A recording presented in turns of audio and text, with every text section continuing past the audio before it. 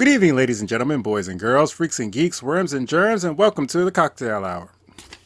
Okay, let's do that again. Good evening, ladies and gentlemen, boys and girls, freaks and geeks, worms and germs, and welcome to Cinemastrophe'S cocktail hour. No, I don't want to do it like that. One more time. Good evening, ladies and gentlemen, boys and girls, freaks and geeks, worms and germs, and welcome to Cinemastrophe'S cocktail hour. I'm your host, Tahid. No? Okay, I remember now. This is going to take forever. Okay, ready. Good evening, ladies and gentlemen, boys and girls, freaks and geeks, worms and germs, and welcome to... Drumroll, please. Cinemastrophe'S Cocktail Hour. I'm your host, Tahid LaRocco, a.k.a. Don Perignon, a.k.a. Fish, a.k.a. The Doctor, a.k.a. Logan, a.k.a. half a dozen other names I went through over the years. This is the one everyone's been waiting for. This is the one. Excuse me. This is it. Everyone wants to know about Zack Snyder's Justice League. Was it good? Was it bad? Was it okay? We'll get to that in a minute. But first, with me, as always, my co-host, the woman who's obsessed with sex scenes in movies, has poor taste in picking handymen, and is now sitting in what's left of her car doing a review because our house is such a circus, Miss Robin Dubois. It really is a circus. Oh, all right. This is going to happen today because this is a long-ass movie and this is going to be a long-ass review. So I'm just going to go through a few things real quick before we get into it because there's just not enough time in the world to do everything we want to talk about and do this review at the same time. First, I'll start with updates. Remember that show I was telling you that I didn't even say hi, Robin. Hi, Robin. Hi, good evening. Good evening. This is how hectic today is. And I have very little time for this because we were supposed to be recording this like a while back. I'll get to that in a minute. Updates first. Remember that show I was talking? Remember when you was telling me they were doing Frasier and I was like, they're bringing something else back, but I can't remember what it was? What was it again? Yeah. It was Punky Brewster. They're bringing Punky Brewster back. I watched clips. I watched the trailer. Yeah, so it was Punky Brewster. I don't remember when it airs, but that was the one they were bringing back that I was thinking of. As far as these reviews, okay. What review is this? Is this 19, 20? You remember? Lost track. So did I. I'm sure most of you noticed there was no review last week. That's because I was just being a lazy fuck and I was just lazy. As its bottom line, I was tired, I was exhausted, I was lazy. Every time I was supposed to do it, I just was like, I just really, really didn't feel like doing it. That's why there was no review last week. However, we did record a review last week. That was the thing. We did record one. So that review will be posted after this one. So if you're hearing this one, the review that comes the week after this one, the review that comes next week is the review that was supposed to be the week before. So if this is episode 19, I think, this is really episode 20. And the other one that is episode 20 is really 19. So if you hear things that sound a little confusing as far as order, that's why. Space is warped and time is bendable. I was thinking about doing it as a Lost review, but it wasn't really Lost. I was just too lazy to edit. So, but that review will be coming out next week. And then after that, we'll be doing Kong versus Godzilla. And then we will be taking a break, because we're supposed to be taking a break next week, which we technically are. No, we're supposed to be taking a break this week. No. Whatever. What after this? Right? Whatever. After this review, it was supposed to be taking a break. I'm confused, and I'll explain why I'm confused about that, too. But after this review, we were supposed to be taking a break and then do Kong versus Godzilla. But now you'll get that other review, and then after that, you get Kong versus Godzilla. Then we will be taking another break because Robin has something to do that weekend of the 9th, April 9th. So he won't be doing anything that week. You know what? My plans may fall through, so I'll keep you posted with that. Well, then we might have a review. We will see. The plot thinnens. And the reason I'm confused right now is because we are recording this on Friday, the week after Justice League came out. We were supposed to record normally on a Sunday night, which gives me time to edit. And I apologize if this is coming on a Wednesday, a Tuesday, or a Wednesday. It's most likely this will be posted on a Tuesday or Wednesday because we recorded so late because shit chips are happening. Like I said, I've been extremely tired lately, which is why I didn't do those reviews. I was tired 2 days in a row. I was tired one day. I don't know. I was tired. I was tired for a couple of days. We were supposed to do we're supposed to do it Sunday.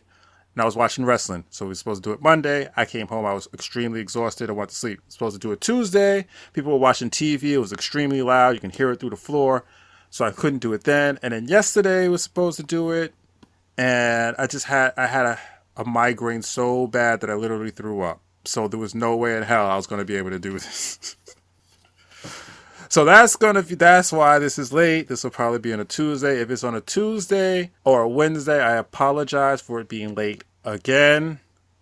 If I do, some miracle happen to post this on Monday, which is supposed to be the date that we post our shows, I'm patting myself on the back right now.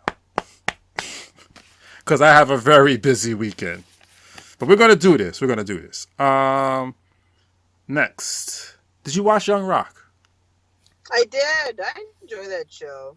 It's cute. I do. I enjoy the stories. I really, really do. Yeah. However, I think the problem with it for me, I'm probably not going to last too long with it. I think the problem with it for me is that it doesn't go in chronological order. And I get it.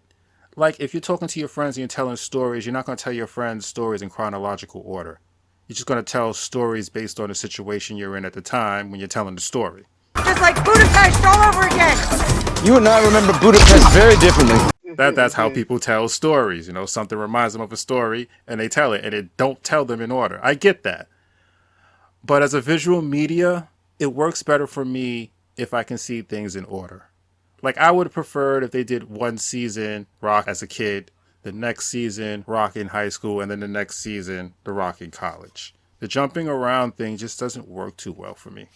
It leaves me guessing. I'm like, we're going back in time. Oh, okay. Oh, we're jumping. Okay. Yeah, it's just kind of annoying to me to keep jumping from time period to time period. I love his storytelling. He leaves me. I'm like, oh, okay. He's such a calm storytelling voice. And I think that's the other thing too. I think the other stuff is starting to wear on me. It's not funny anymore. I'd rather just someone ask Rock something, he just tells a story without all the joking, comedic stuff. Because the best part is the story, so I don't need all that stuff in the beginning with all the ha-ha funny stuff. With the fake campaign. Because I don't mind him running for president, I don't mind that. It's all the humor they try to throw in, and I say try because it's not really funny. But the story part, the Rock stories about him being young are really good. I just wish it was in chronological order. What else we got? Oh, Attack on Titans. It's kind of slowed down a bit. Didn't they air the last episode? Huh? Didn't the last episode air or no? Not yet. The last episode, or are they still airing episodes? Like, did episode 9 air? I'm like a few episodes behind. Now I'm gonna have to. Episode 9 aired last week. And then how many more episodes to the end? I don't know. I don't know how many episodes they're making but I just noticed it's the end, so I don't know how many episodes they're making. Fairy Tail was 152 episodes for their finale, so I think it was 152. Something along those lines. But yeah, that is slowing down. It's still interesting. It's just, they basically pulled Walking Dead Negan. The first season of Negan, like, it starts off with a bang and then the rest of it is just talking. That's pretty much how Attack on Titans is going right now. It's not bad, it's just there's a lot of talking and a lot of debating and a lot of explanation. And finally, Demon Slayer movie. When does that come out again? We finally have a date. April. Actually, that's not 23rd. finally. Right, April 23rd. So the Demon Slayer, that's it for the updates anyway. Oh, actually, Rock and Attack on Titans wasn't part of Have updates. you been watching Jujutsu Kaisen? Well, what the hell is that? That is like the flagship anime, breakout anime of I think it came out in the fall. No, I have not, and I'm probably not going to get to it because I'm basically picking up a fourth job. So Uh, I don't think I'll have time. And that fourth job is most likely going to be editing. So I don't think I'll have time. I that sounds familiar. I think someone mentioned it to me once before, but at this point I don't think I have time. Okay, couple of stories that I was interested in. New York City becomes the first city to end qualified immunity for police officers. This was, I guess it was a law or insurance, something along those lines, that prevented police officers from getting sued while on duty. That's going away. They had it. The reason they had it because they felt police officers wouldn't do their job in fear of being sued. Well, that backfired on them. So now they're getting rid of that, especially with body cams. The other thing that was interesting was an auto worker in Georgia. Employer paid him 91,500 pennies as his final wage. what's the equivalent in that? $915. Oh my! Why? Apparently, this guy got a job with this company. It was called AOK something. AOK works. AOK something. Mm-hmm. I don't have the article in front of me. I just took a picture of the article so I could do reference. AOK something. And it's located in Georgia. They've done stuff. They built cars for movies for Clint Eastwood before. That's how they're kind of famous. So he took this job with his company initially because they said that he would be able to finish. He would always get off no later than 5:00 because he has a young daughter, and that was his main priority: getting home, leaving by 5 to be home with his daughter. Mm-hmm. It didn't work out that way, so the guy quit, right? Mm-hmm. They refused to pay him his final paycheck. Mm-hmm. So he called the Department of Labor, which called them several times. The owner was so upset that he sent one of his employees over there, and he has him, well, he thinks it's one of the employees, the new employees, but he has him wheeling over a wheelbarrow of pennies, 91,500 pennies, covered in motor oil, and dumped it on his driveway. Whoa, what a dick. What kind of bitter? I know. I'm like, that was... They called... I think he said he contacted the Department of Wildlife in Georgia of one of those facilities because it's if he's dumping motor oil, he's basically dumping toxic chemicals Yeah. on his property. I don't know what they're going to do about that. I don't know if the guys have to pay a fine or whatever. He tried to wash the pennies.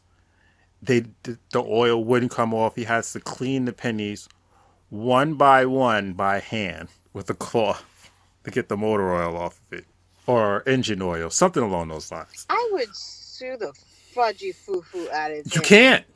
You can't. There is, other than the motor oil, which is probably just like a misdemeanor, there is nothing in the law book that says how you pay your employee as long as you give them their money. Oh, So he was solely justified in sending him 91,500 pennies. That's what he was owed. He got his money. So it's like, it's a dick move, but there's really nothing you can do about it except clean those pennies. There's nothing in the law books to determine how you pay your employee their money as long as you give them their money. So if you want to give someone 91,000 pennies, you can give them 91,000 pennies. So now this guy has to clean these pennies. And I think it said something along the line like it took him 2 hours just to clean $15 or something like that. Might have been less than that. Somewhere along those lines, but it took him 2 hours for that. And he has 91,000. I'm like, that's some fucked up shit to do to someone. That's really fucked up. That's some... Oh, nah. That's really jacked, man. I hope karma comes back to that dude. What's next? We might be getting a fourth stimulus check. Really? Might be. I didn't really read that, but it is a topic of discussion. What else? A Queens man was indicted for defrauding $1.7 million from the PPP program. What's the PPP It's program? it's basically, I forgot what it stands for, but it's basically to help small businesses. That's what the PPP program is for COVID. Oh. In New York City, Queensbridge, this guy claimed to have a small business out of his apartment building and got $1.7 million for it. What? He said he had I think it was six employees that make over that make about $700 a week that he has to pay. Mm-hmm. He had no employees. His business was sold. He sold something. He did have a business, but he sold it on the corner. And he sold it alone by himself. And just by messing with the paperwork, he got $1.7 million. Wow. And they went to check. It's an apartment building. I don't even think it's his apartment building. I don't even think it was his apartment, but it's an apartment in Queensbridge. And he lives there. I kind of skimmed the article. He lives in Queensbridge, but I don't know if it was his apartment or he was using somebody else's apartment, but he got caught. Mm-hmm. He got caught. I didn't read the rest because I was just skimming through stuff that just happened to look interesting that popped up when I was Googling stuff. And lastly, on the stuff that I picked up real quickly, remember all those birds that was dying across the country? No. You don't remember this is going on for like 25 years. People have been finding dead birds just suddenly. Yeah. Like random dead birds. Yeah, that. Well, we found out what the cause of that is. Blue-green algae. There's a new blue-green algae out there. Apparently this is mutated again. And it's been killing all the birds. Oh my gosh. Yeah, blue-green algae has been killing all the birds. So those are just a couple of quick stories that I ran across. Not really news reports, just a couple of stuff I thought was interesting. Wait, Not is worth... it like airborne? No. What usually happens is, well, they noticed with the eagles, because it was happening a lot to the eagles. What usually happens is like a duck or something will eat the algae, and then it'll be sick, and then of course the eagle will come down to pick up the what's the name, the bird or fish. Fish will eat the algae too, and then the eagle will come down and pick it up, and that's how they found out that's what was transmitting to all the birds. It's this blue-green algae. So most of the time, it's a bird maybe drinking water that has the blue-green algae, or it eats another bird that has ate the blue-green algae because it eats Food chain. Yeah. Whatever eats the plants in the water, or if you drink the water that has the blue, because you drink the water, it's microscopic. You're going to be drinking the blue-green algae as well. But that's what's been killing. That's why birds have been dropping dead all over the place, especially in the southern areas of the country. Gosh. So we finally figured that out. All right, it's time. It's time! It's time!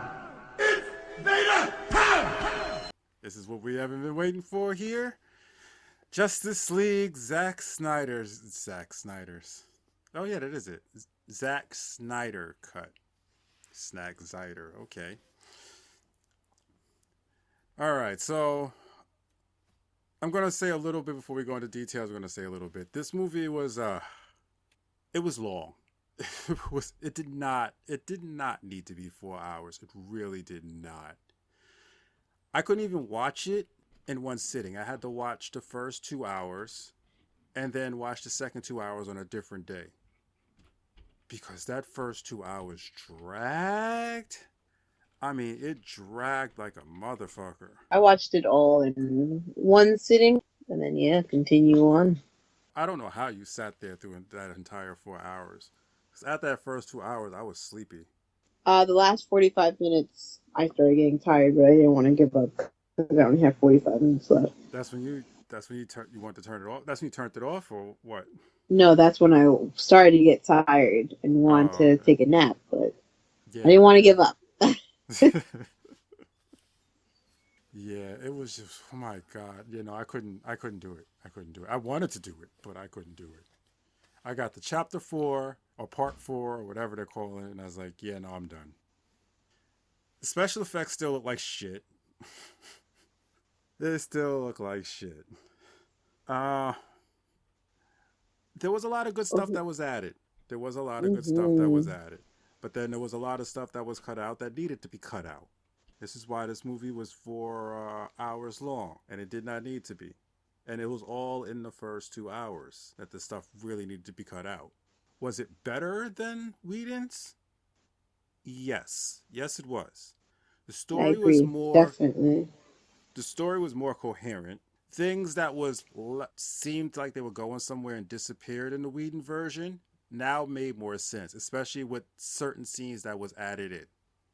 There are scenes I can see that were taken out, and I can see why they were taken out. But this version was definitely better than the Whedon version. I will give it that. It's definitely better than. I saw ads about people talking about how this was as good as Endgame. Fucking bullshit! No, it wasn't. No. Nowhere What? near. Yeah, some people were saying this was as good as Endgame. Of course, the fanatics were saying it was better. But no, it was nowhere near as good as Endgame. It was good. It was really good. In its own right, yes, it was really good. It was better than the Whedon version, but it was nowhere near the quality of Endgame. So here's where we're going to get into it. If you haven't seen it yet and you want to see it first, you can just skip to the end till we start the news, or you can just turn this off and come back after you watch it. So when the movie first started, I was very confused.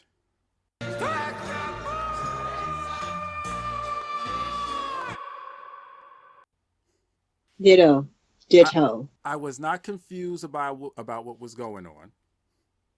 I was not confused about the way they started, because they started out with Superman and Doomsday killing the shit out of each other.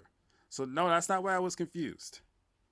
I wasn't confused about what's his name was seeing in the ship.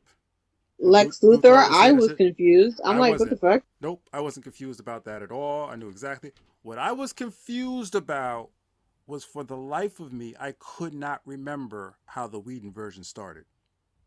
I was sitting there watching the intro, and I'm just like, wait, how did the Whedon one start again? I don't even know anymore. And I couldn't remember. And then I remembered Batman capturing what are they called? Parademons? Yeah, parademons. Yeah, he's capturing a parademon. And I was still wrong. Wrong, wrong, wrong, wrong.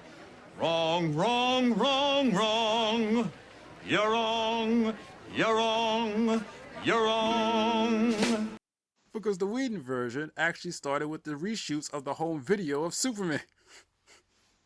I don't remember that. Yeah, it started with Superman saving some people, and then this kid is there with I guess his camera, and he's recording Superman. He asked him a question. I forgot what it was. Something that had to do with Superman being a good guy. Something about hope or something. I forgot what the question was.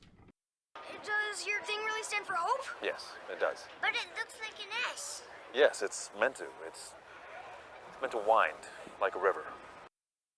I understand why Whedon added that into the beginning. It seems like it came out of nowhere, but there is a reason for it. And the reason is, in all of these remakes, not one time, not even in this one, is Superman actually Superman. Yes, because I'm Batman. What do you mean? People apparently don't understand the essence of Superman. Superman is the representation of the best in humanity. And that was lost in all of these remakes. Superman is the type of person, especially in Man of Steel, like all that destruction and people dying, and not once did you see Superman attempt to save a single person. Now that you mention it. Not once. And that's the thing about Superman. Superman will sit there and take a hit if it means saving one innocent person. He will get the shit kicked out of him if it's to protect just one innocent person. In all of these movies, he doesn't make that attempt once. Granted, they did it in Man of Steel when he was a kid, but as Superman, not one time do you see him actually put his life on the line or take a beating to make sure that just that one person who happens to be about to get crushed by a building is safe. And that's not Superman, because that's what Superman would do. The essence of Superman is the best of humanity, because as a whole, humanity is kind and giving. We want to help each other, even if it means self-sacrifice. As a whole, yeah, there are some bad apples, but as a whole, that's how humanity is. Otherwise, we wouldn't be living in a society right now. We'd be a bunch of barbarians running around killing each other for every little thing. But as a whole, mankind is kind, generous, and self-sacrificing to help one another. That's what Superman represents. Snyder doesn't understand this. Snyder just sees a guy with power who runs around beating up bad guys. In a sense, Zack Snyder sees Superman the exact same way Lex Luthor sees him. I've always liked you, Kent. You're humble, modest, comically uncoordinated, human. In short, you're everything he's not. So that's what was missing. So I understand why Whedon put that in. Because it's not the powers that make Superman Superman. His powers did not make him Superman. Jonathan Kent made him Superman because Jonathan Kent was the man who gave Clark his idealism. He passed that down to him. And that's not shown in any of these films at all. So I understand why Whedon put that in the beginning. But in this one, it starts out with them beating the shit out of each other. Killing the shit out of each other. And then this is part of the problem of the movie and why it's so fucking long. We get a shitload of slow motion, wide angle, close up facial camera shots. I mean a fucking shitload throughout the entire goddamn movie. And I guarantee if you cut out most of those, that would equal to about a half hour of the film. You've got to be shitting me. No, I am not shitting you. That's about a half hour of this film right there. It's just nothing but close up, wide angle facial shots in slow motion. And it gets fucking tedious after a while. Like seriously tedious. Then during this time we see Lex Luthor. He's inside the ship, and the ship starts showing a hologram of Wolfbane and the mother boxes. That's what that was. That's what I don't know why you was confused. Yeah, that's what that was. I don't know why you was confused. I knew what that was right away. Yeah, but I'm like, so the ship can foresee the future? Like, that's what I was confused about. No, because when Superman died, the mother boxes became activated. And because they became activated, it activated a warning system in the ship, which was what Lex Luthor was seeing. Oh. Because the mother boxes didn't wake up until Superman died. Because remember, the mother boxes are technology that's so advanced, it's like they're almost alive. Right, like sorcery. So what happened after that? So I didn't get it either. I didn't get the scream. So it goes across to the Amazons, and then that's when that first mother box starts activating. Oh yeah, that's right. They added the scream in there. There was a reason to add this. I didn't get that first either. Yeah, because that wasn't in the Whedon version. They took the scream out. I mean, that wasn't at the end of what's the name. There wasn't a scream at the end of Batman v Superman. The end. So they added that just for this reason, and it makes sense. It makes sense. No, it wasn't a bad Totally. I didn't get it at first. The second time watching it, I got it. Yeah, the mother box. You watched it twice? I ended up watching it twice, yeah. There's no way in hell I can watch that twice.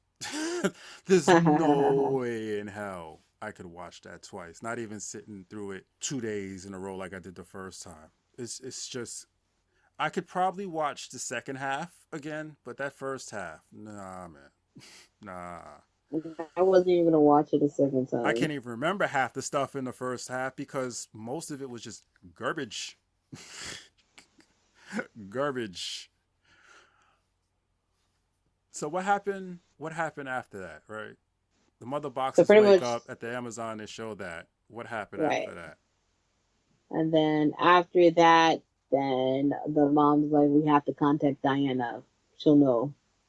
We'll send Artemis's arrow into the world of man. It was like, they're not going to No, understand. no. She didn't do that yet. She did that after they took the mother box. Oh, yeah. So, What happened which part before are you that? referring? Right after the mother box wakes up. And then they tell that when they Right say, after "Oh, same that. as the original one." The mother box wakes up, and then she says, go get the queen." And then they cut to something else after that. And What was it wasn't it? the I Wonder think it Woman was, thing. It was something else. It was Batman trying to It find was bad. Okay, so Aquaman. yeah. So then you see again, and this is another problem. You see, we all know this is Batman, okay?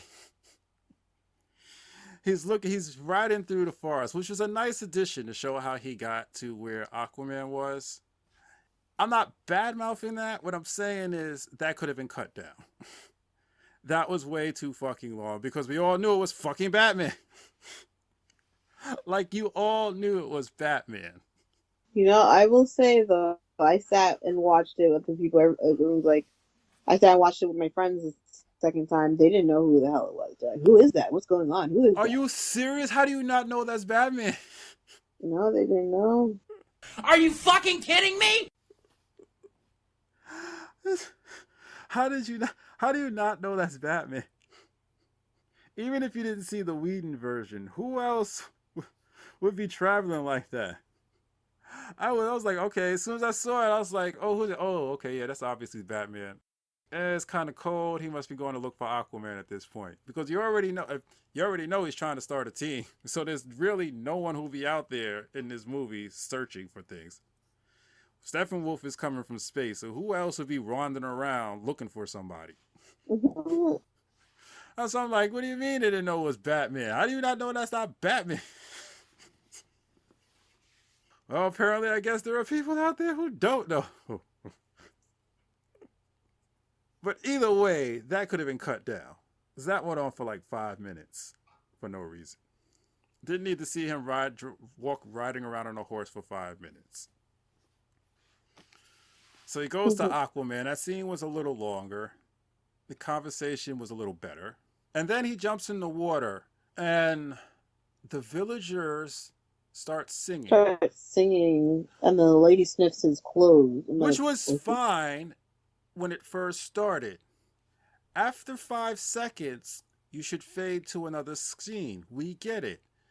This singing went on for fucking ever. And then, like Robin just said, one woman goes over and sniffs his shirt. Yeah, I was so confused by that. I'm like, is he fucking her? Like when she went over and picked up the shirt and sniffed it, I thought, okay, that's weird, but this scene should end now. It should fade into something else. No, they kept fucking singing for another 15 seconds. What is going on? What is going on? I'm like, oh my god. This is why this movie is 4 fucking hours. Yes, that scene added to the fact that they look at him as a god, but it did not have to go on for that long. It really did not. Oh yeah, I also forgot to mention the fact that Zack Snyder sees Superman as the second coming of Jesus Christ. So you got that. So then we cut to the Wonder Woman scene, which they added more to, and oh my god, was it so much better. Special effects Totally. look like, oh my gosh. Special effects still look like shit. But you don't care because, first of all, you actually see the guys, the terrorists, go into the building, so it makes more sense. And you hear their demands instead of them just there setting up a bomb. So that whole thing made a whole lot more sense. And then before they were just setting up a bomb and then just Wonder Woman shows up and does very little to defeat them. This one was extended. Yes, like I said, the special effects still look like shit. But the special effects, but the action scene is so good, you don't care. You don't care. I'm not even going to go to details because it's so good. You have to see it for yourself. And you really get to see the scope of Wonder Woman, how good she was. How good she is. So that was great. After that, I don't remember what happened. What the hell happened after that? Oh, we go back to the island. That's when Steppenwolf shows up. I still, right now, can't figure out which version of Steppenwolf was better. Yeah, this one looked like the creature from Thor that Loki sent in the first Thor. You know, that metal giant that the scales would change Yeah, and okay, I reflect. know what you're talking about. The Guardian. I didn't see Yeah. that really. I didn't even think of the Guardian. There's something about his face that reminded me of something else. I can't think of what it was right now. But it wasn't hit. See, the first one, it looked like shit. Okay, the Whedon's Steppenwolf looked like shit. All right, we all agree on that. But at least it was consistently looking like shit. This one, what they did was they gave him these meadows with spikes on them, and the spikes would move. And when he first showed up, you're like, and you see them move, and you're like, oh yeah, that's pretty cool. Then Steppenwolf starts to move, and it doesn't look cool anymore. It looks like Horse shit!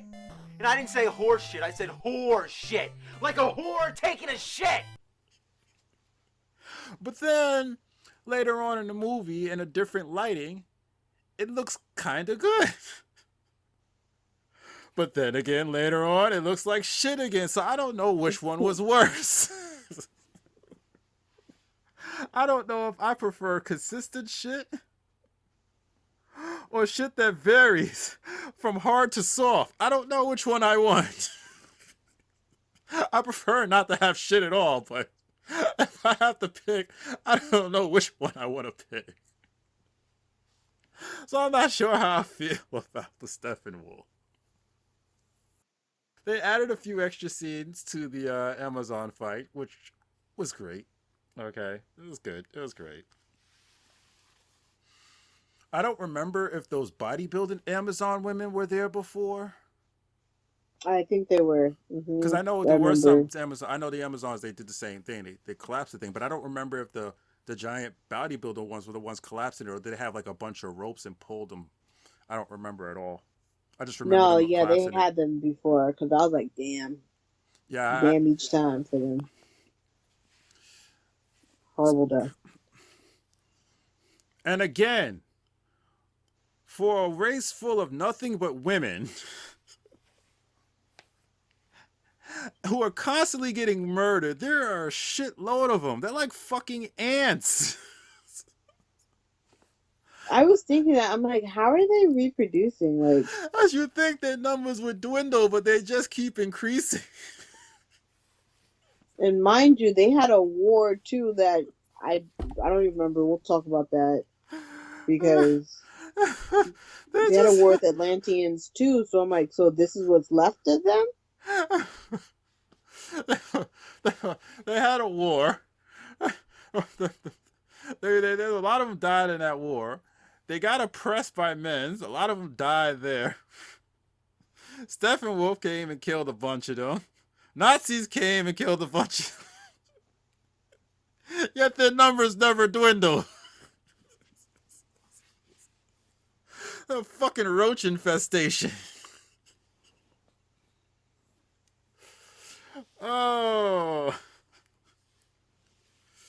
Like, how big is that island? Oh man. So yeah, we're gonna be jumping around to this. I don't remember what happens after that. I guess Batman gets we get Cyborg. That's what happens. Because after Steppenwolf thing, they shoot the arrow like in the other one. Wonder Woman sees his war, she goes to see Batman.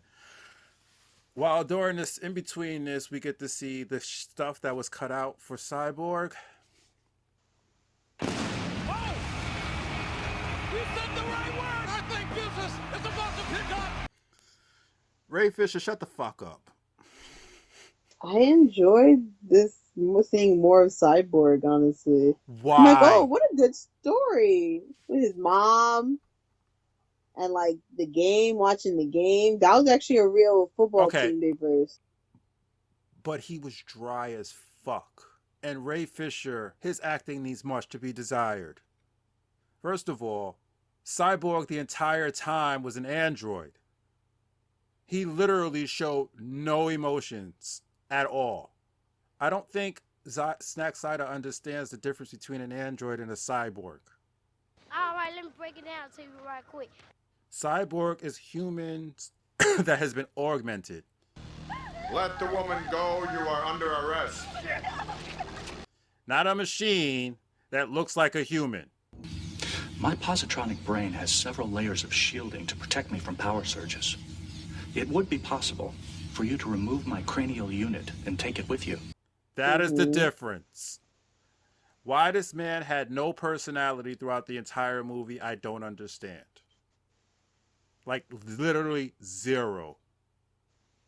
He was drier than 2-week-old bird shit on a car windshield. He was fucking boring. And then on top of that, Cyborg looked like shitload of dog shit. Yeah, I wish they fixed that. Okay, Snyder. They're better off like taking note from RoboCop, like Snyder, Bay, and any other fucking future directors out there. I get it. You want realism. I like realism. Realism is great. Realism is relatable. However, some things in reality are visibly unappealing. Gears and wires and pipes are visually unappealing. Every transformer you made, Michael Bay, looked like shit. Because they had a bunch of cables and wires and gears hanging out and visible and moving. No one wants to see that shit. Why do you think they color cars? You think they want to spend the money to paint plastic when you can just put clear plastic on a car? But nobody's going to buy a car with the engine showing and the frames all over the place because it looks like shit. There's a reason why when they drew the Transformers, yes, we all know square robots do not move smoothly, but it's visually appealing. Would you want to look at Cyborg's arm if it had gears and shit sticking out of it? No one wants to see that. That's why they make it look like an arm and say it's flexible vibranium. Does it make sense? No, it makes no sense. But you know what? At least it looks good, so you don't mind. But if it looks real and it looks like shit, you're gonna mind. Everyone's gonna be annoyed by it because it looks like shit. It's visually unappealing. If the Terminator popped out of that fire with gears and cables moving around, you think that image would be iconic? Anybody who sees that movie, yes, their debate compared to today's standards, the stop motion is jerky, but the image is still stuck in your head of him coming out of that fire and you seeing that skeleton stand up with the red eyes. Visually appealing, unforgettable. There's realism that works, and then there's realism that don't. You know who got it right except for that makeshift Batmobile Batplane? Christopher Nolan. Christopher Nolan, how to do realism that was visually appealing. Take notes from him, okay? You guys don't seem to understand that. And that is why your scenes were cut out, Mr. Fisher. You're dry as hell. Your character's dry as hell. Your acting wasn't that great even when you were playing a human. When he cried in that fucking car, I almost burst out laughing because it was so fucking bad. So bad. I started chuckling. I had to hold it in. And I just couldn't hold it anymore, and I actually did start laughing the more I thought about it, because it was awful. It was really, really bad. And like I said, the other Cyborg scenes was cut out because he looked like shit. And the stuff that they couldn't cut out that was important, that's why they did reshoots and had him wear a fucking jacket. And then they had the nerve to make him walk like a fucking gorilla. Did you notice that? Yeah. I'm like, what did they think they were doing with Why this? was with the updated cyborg body? Why would he walk like a hunchback of Notre Dame? It was awful. That is why your scenes were cut, my friend, because it was poorly done. Then there was extended scenes of Aquaman swimming in the ocean, which was fucking terrible. That's why those scenes were cut out. Those look Yeah, horrible. my friend, she was like, because she's never seen any of the cuts, she was like, why is there so much CGI for the hair underwater? You know what it was? It wasn't that there was so much CGI. It was that the hair didn't move naturally like it would underwater. That was the problem. You could tell that they just copied and pasted like 10 movements. So it was just one continuous wave. And underwater, the hair doesn't move like that. And your brain notices things like that. When you look at somebody's hair underwater, it's chaotic because it's just taking up space as the water moves around it. That was just evenly flow, like silk in the wind. It was just like, yeah, it looked weird. So that's why she noticed it. It looked weird. And then the CGI was bad. It was some of it was faded, some of it was bright. It was just awfully done. That's why a lot of that was cut out. But what they did put in, and which was good that they put in, was the extended fight scene underwater. And you got to see how badass that chick really is. The one, Aquaman's girlfriend? Mira. Yeah, she is fucking badass.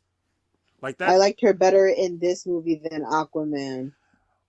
My sister had a point. Like, they saw her in Whedon's cut and then just went off of that, which is why she was the way she was. The same thing they did with Aquaman. They went off the Whedon cut to make him the same way he was in that. And that's the problem. They went with the Whedon versions of these characters. She's a fucking badass. She did this thing. I'm not even going to talk about what she did, but she did this thing, man. You was like, whoa, whoa. And it made logical sense. Scientifically logical sense. So I was like, yeah. And yeah, that fight scene underwater was probably like 4 times as long as the original one. Well, the Whedon version, the original one, as the Whedon version. So that was good. That was a good addition. Yeah, I mean, Aquaman was different in this version compared to the Whedon version. Like, he was more of like, I don't want to. Are we gonna jump? Could you see how he was acting? Like, well, here's the thing. Here's the thing, and this is another thing that goes back to fucking Cyborg. Batman, everybody's characters were developed to a specific personality. Batman was the remorseful soldier because he fucked up with Superman. Wonder Woman was the pillar of strength. Aquaman was the reluctant hero. The Flash was not the comic relief. Flash was still annoying, by the way. We'll get to that. Flash was still annoying. But he was what's the best way to describe his character?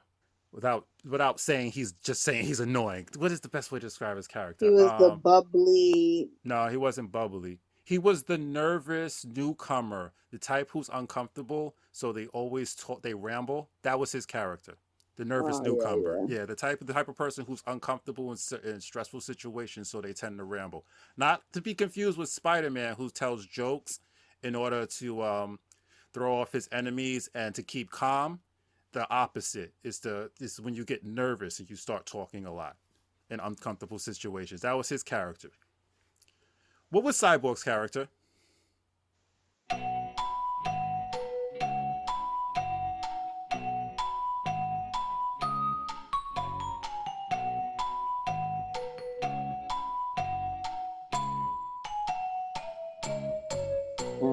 The monotone. All right, what was his personality?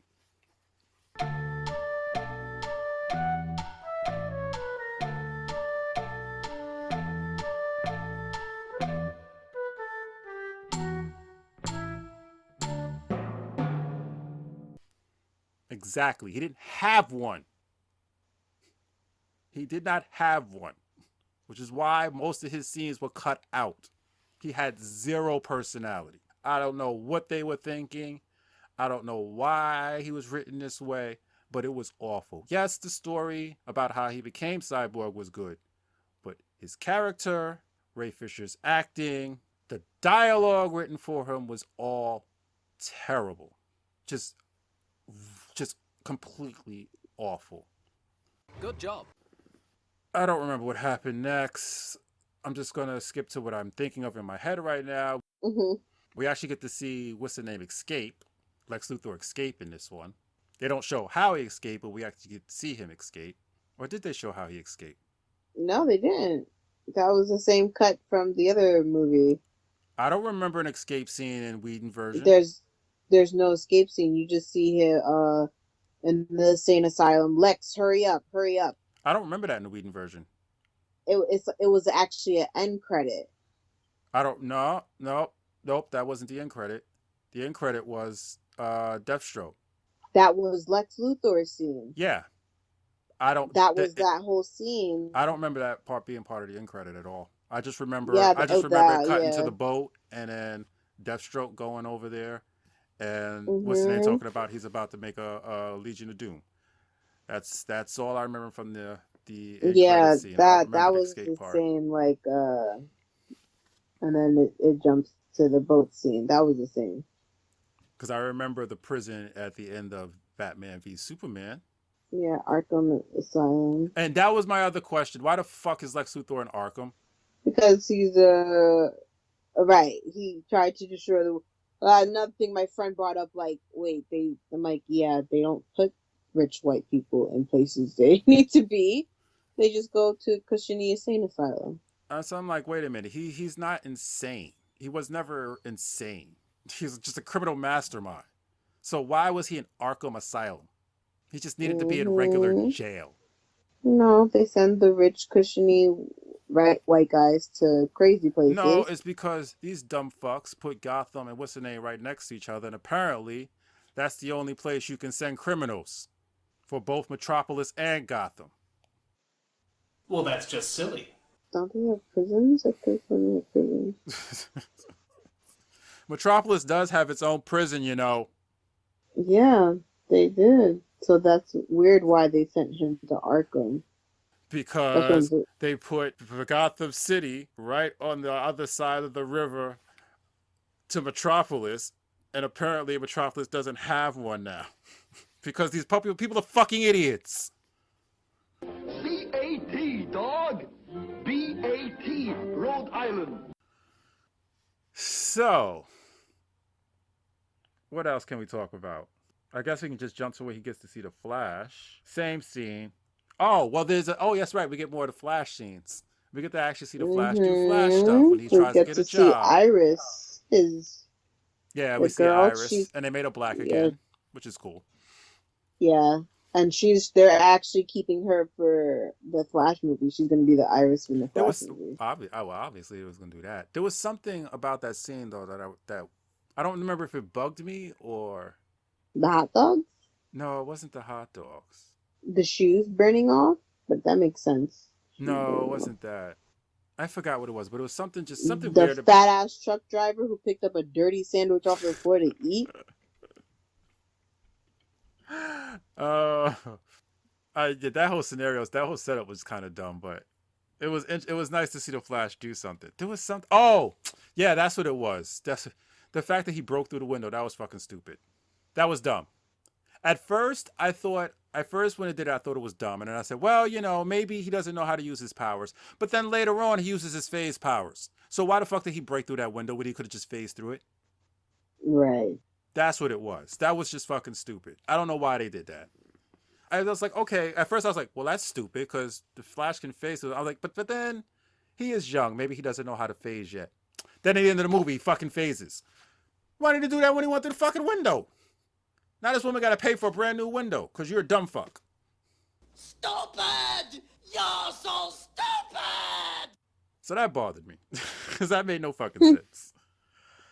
So then Diana starts telling him about the story of the, that might have been before the Flash scene, but we're jumping around. Diana tells him the story of the First War.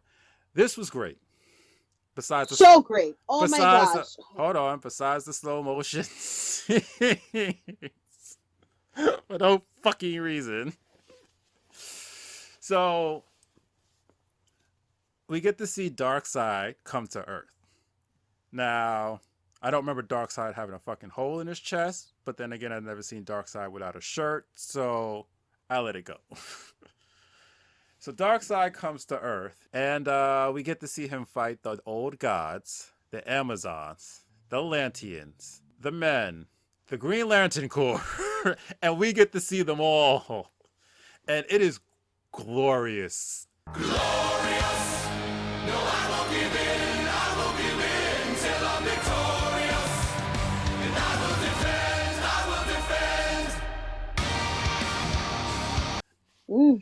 This was great. And Again, Diana's not as storytelling good was as just Endgame, amazing. because it was a flashback story instead of something that's happening right now. So they did it in a flashback way.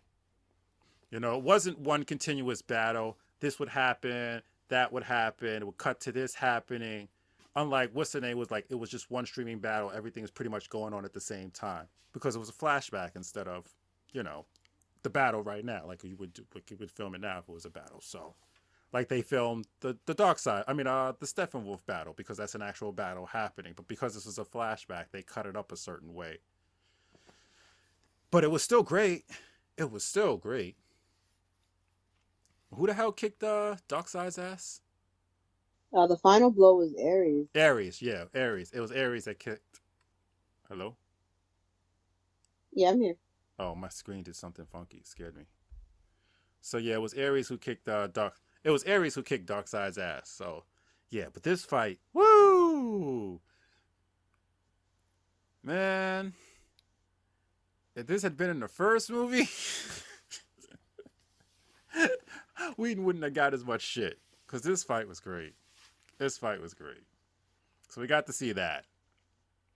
Of course, Darkseid loses and he leaves the mother box behind. And same story. You know. Matter of fact. But told so much well. Why the fuck did they switch that to Steppenwolf? Because the special effects at this point, at that scene, the special effects was actually really good. I mean, Darkseid looked a little funky. It looked better towards the end. But it was still really, really good. The way they shot it, like I'm sure the special effects was just as bad as always, but you didn't notice it. So I don't know why this was cut out of Whedon's version. Doesn't make sense to me. So then, what else happened after that, Robin? We actually got a more detailed story, like the gaps in between when they sent the message to Diana. She went into an underground cave and saw what would happen and everything. Right, and we right. That's what led to this. That's okay. No, that was before that. Right. That was what. Yeah. That was how she found out the history, and then she told Bruce, and that's when we get to see the battle. Yeah. That's right. When they sent. Yeah, because after Steppenwolf stole the thing, they shot the arrow again. Okay. Wait. Okay. Wait. Oh no, the hissing sound came back. Did they shoot in the Whedon version? Was it multiple arrows shot or was it just one? No, it was just one, but it wasn't such a detailed scene. Yeah, that was okay. Yes, that was stupid. Like, can't the Amazons just shoot a fucking arrow? Do they have to have a ritual for everything? And then I'm like, oh, that's Artemis. And then in Diana's storytelling, we see why that arrow was so huge because Artemis was huge. Yeah. But I'm just saying, like that scene was unnecessary. They had nothing else going for them. I see why they cut that. I see why they cut that out. It was better when they just took the arrow out, shot it. I like the explanation. Yes. Did I need the fucking ceremony? No. What the fuck I need a ceremony for them shooting a goddamn arrow? Why do you need a ceremony to shoot a fucking arrow? You're shooting a fucking arrow.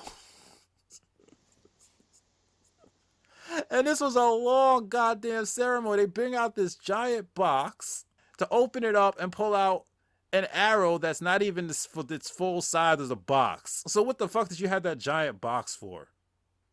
I mean, they can literally pick it up with two hands. Why didn't somebody just bring it out in two hands and hand it to her?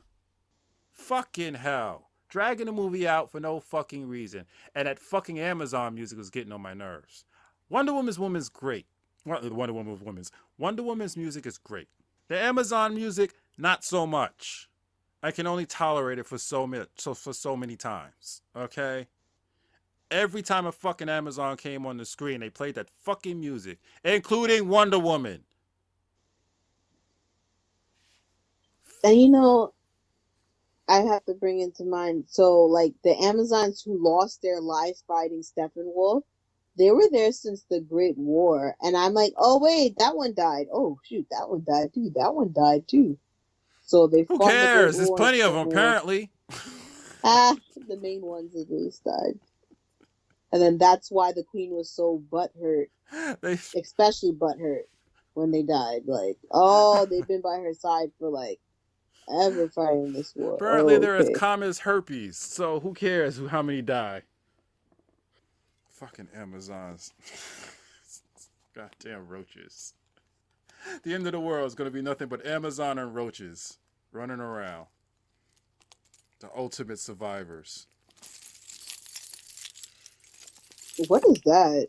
I'm cracking open a beer because my mouth is getting dry. Oh, I'm like, what is it? Santa Claus keys.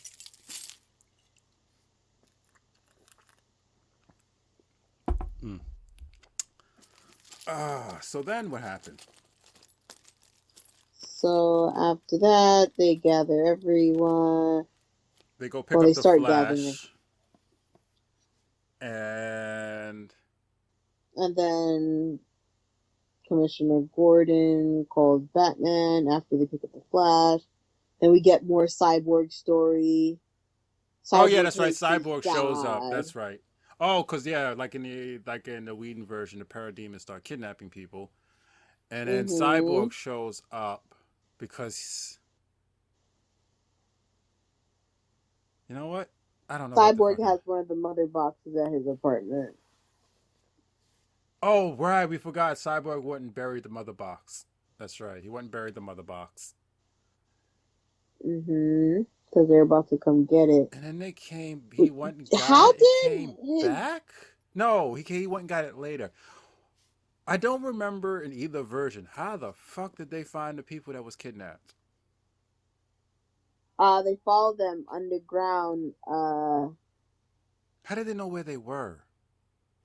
Batman figured it out. Batman, when he went to go see Commissioner Gordon, and Gordon pretty much gave them like, here are all the locations they've been kidnapped. I was trying to pinpoint where it is.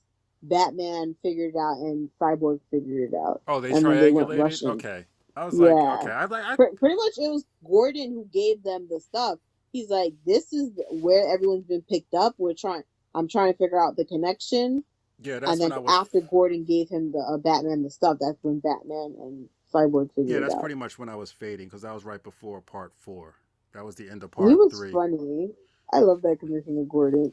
So I was like, how did they find? I couldn't even remember. I was fading at that point. That was at the end of part 3.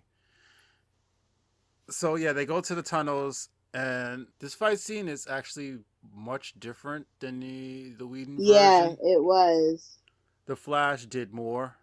That's the one thing I can say about this version. As annoying as the Flash was, he was a lot more useful in this one. Like, in Whedon's version, Flash was completely useless.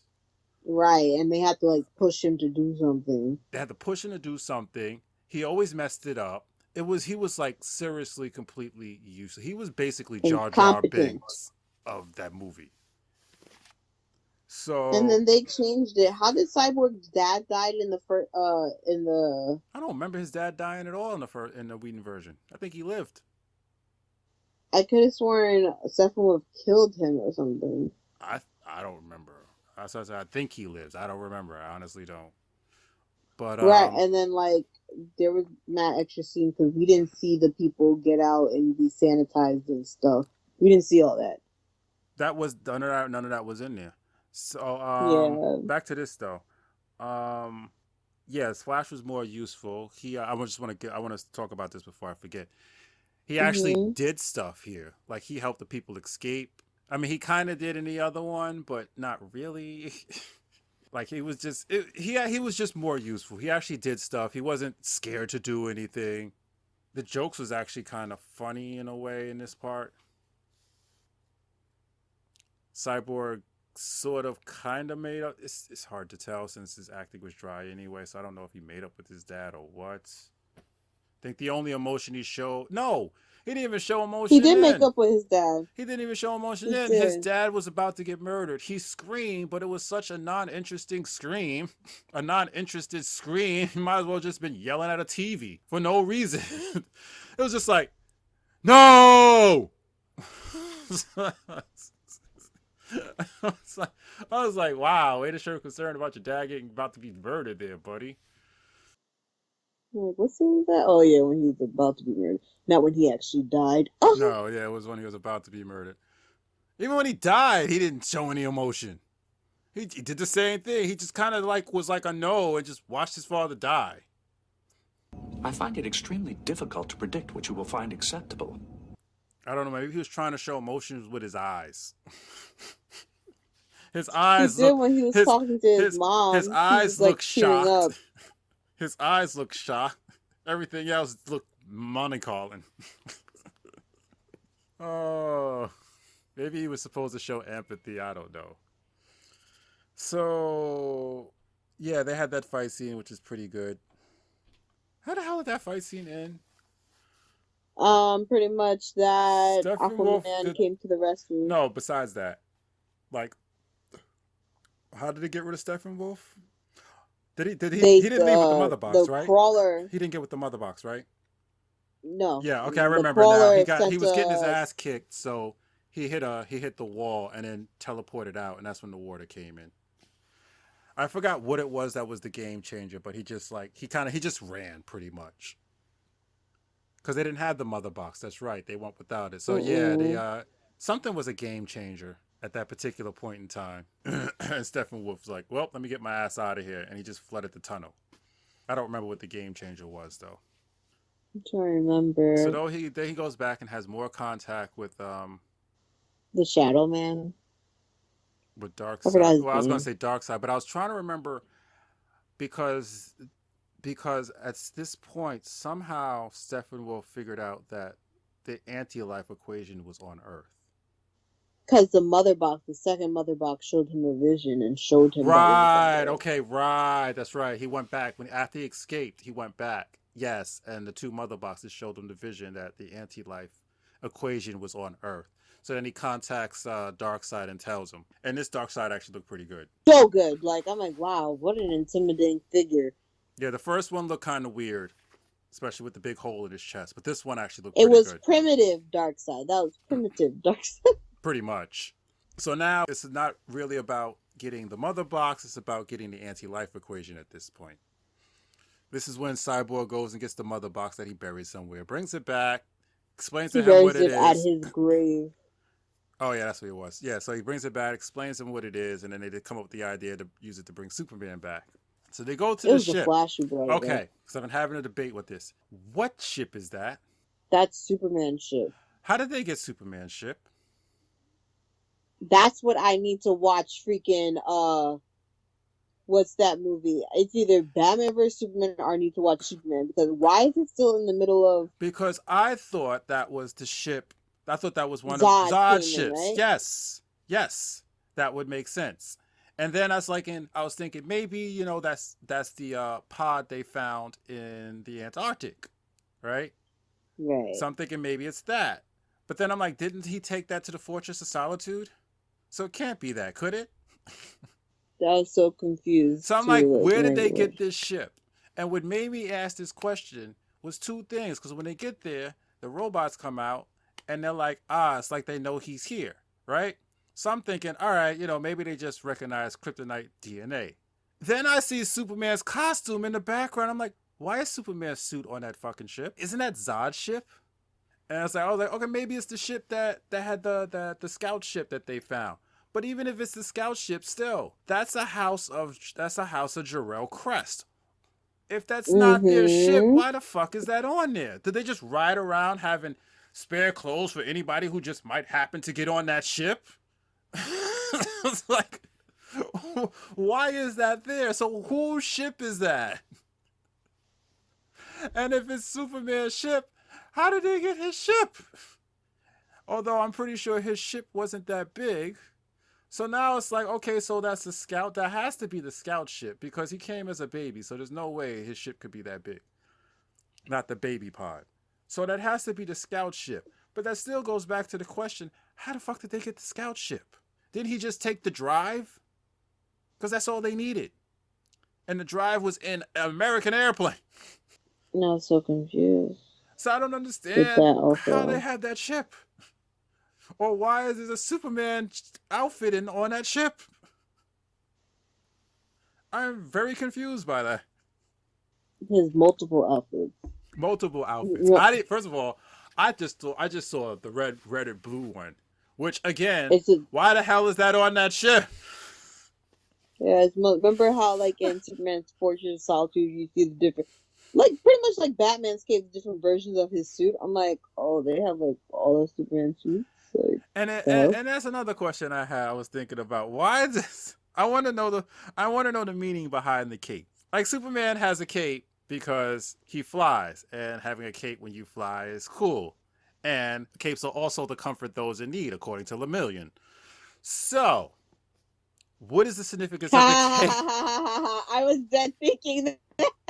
So, what is the significance of the cape on Krypton? I need to know. Does that signify royalty? Because his suit came. He didn't make that suit. That suit was a House of Jor-El suit that he took from in the Fortress of Solitude. So that means it came with the cape. So what is the significance of the cape on that planet? I need to know. Because as far as I know, they were just scientists, the House of Jor-El. They weren't really royalty.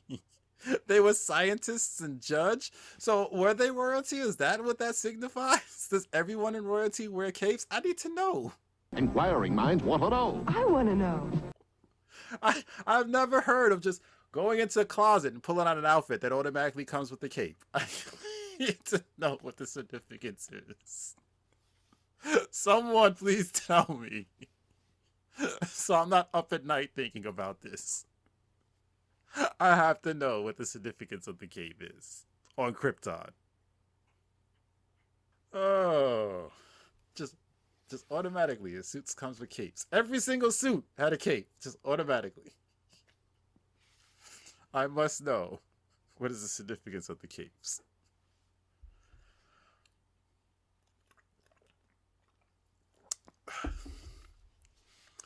So yeah, they bring back Superman. The fight scene was a little longer when he comes back with them.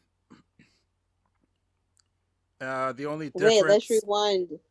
Oh, right. I forgot why. Yeah, the other thing they changed about this was the ship was filled with scientists. First, that was another problem I had.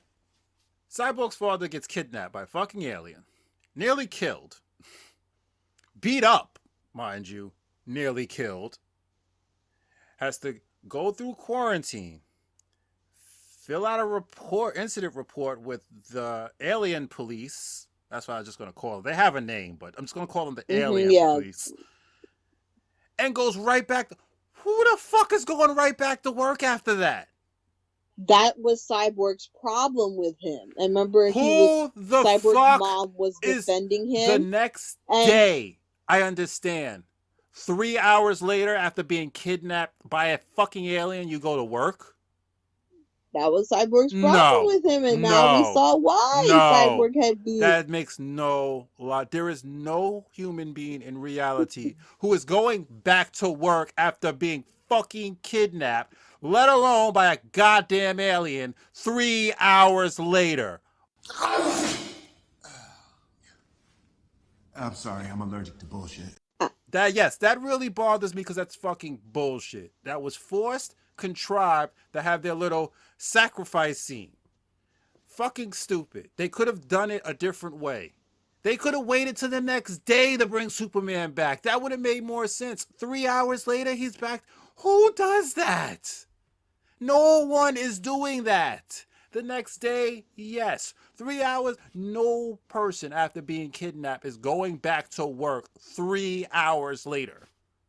Not happening. Not in any reality. Sorry. That is just terrible, lazy writing right there. So yeah, 3 hours later, he goes back to work. And that's when they come in to bring Superman back, and they clear out the place with a fire alarm.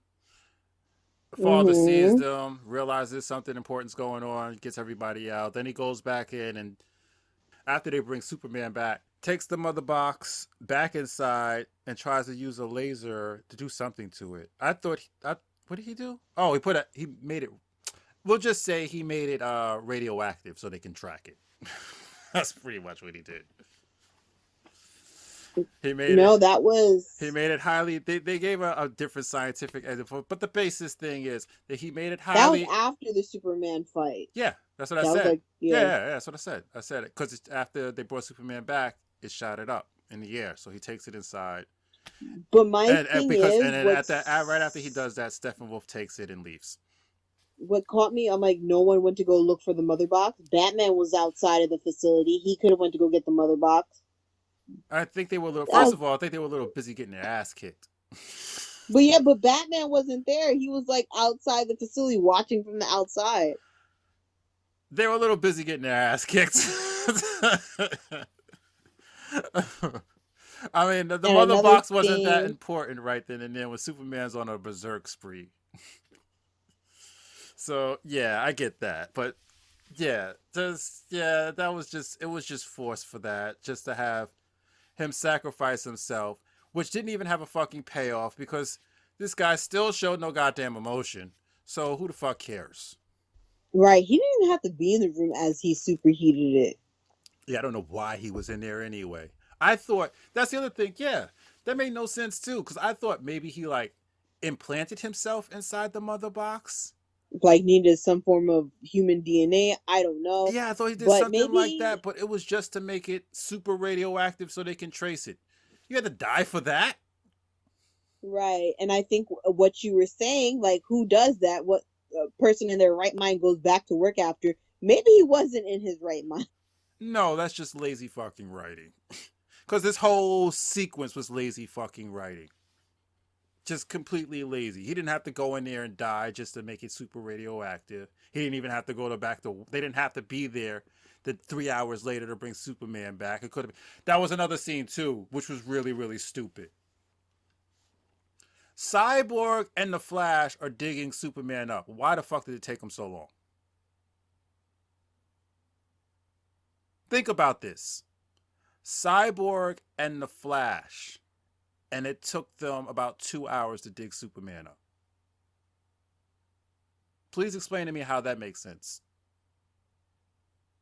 They chose to do it that way, like, because the Flash said something about it, like, I could do this in a second, and they felt like it didn't feel right them doing it that way. Aren't you crunched for time? Isn't there an evil alien about to wipe out the whole planet? Lazy, stupid fucking writing just to have filler to make the fucking movie 4 hours long. Buttercup.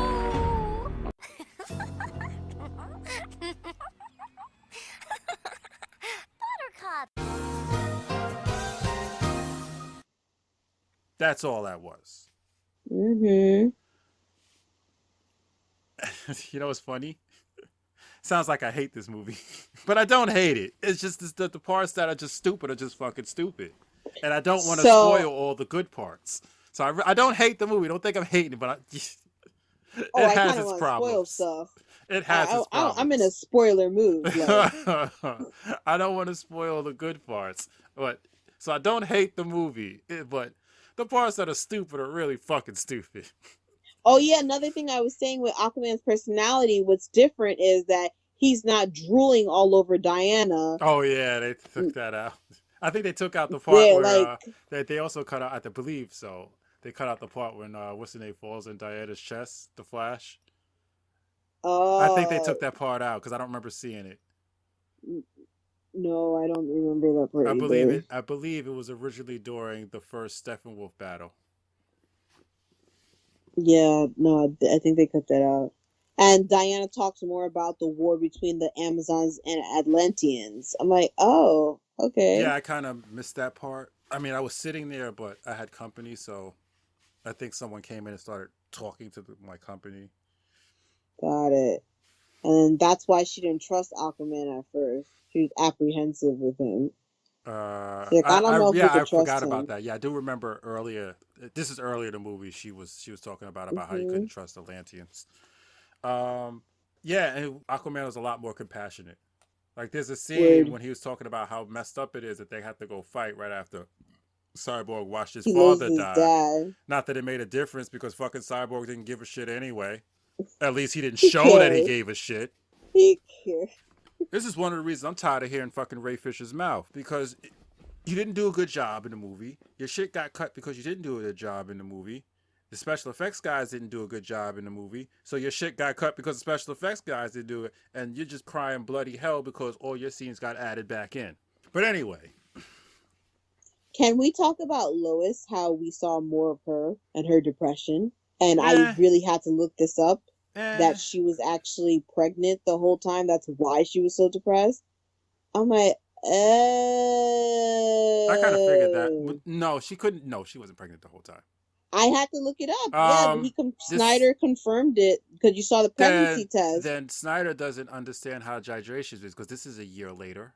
So yeah, that's the time period. I was so confused. I'm like, that's why I'm like, what the hell? Well, clearly, is that Kryptonian shit? Like, because remember at the end of it too, Batman says congratulations to Superman for the baby. Did he say congratulations for the baby? I thought he said congratulations for something. After he was like, no, did he say congratulations, or did he say congratulations on the baby? He just said congratulations. He's like, after they're walking. Oh yeah, by the way, congratulations. Yeah, you do forget that Lois said yes. But that's the thing. I think it was for the baby. Well, then Zack Snyder doesn't know how babies are made, because this is a year later. Maybe it's a Kryptonian thing, because think of what happened. No.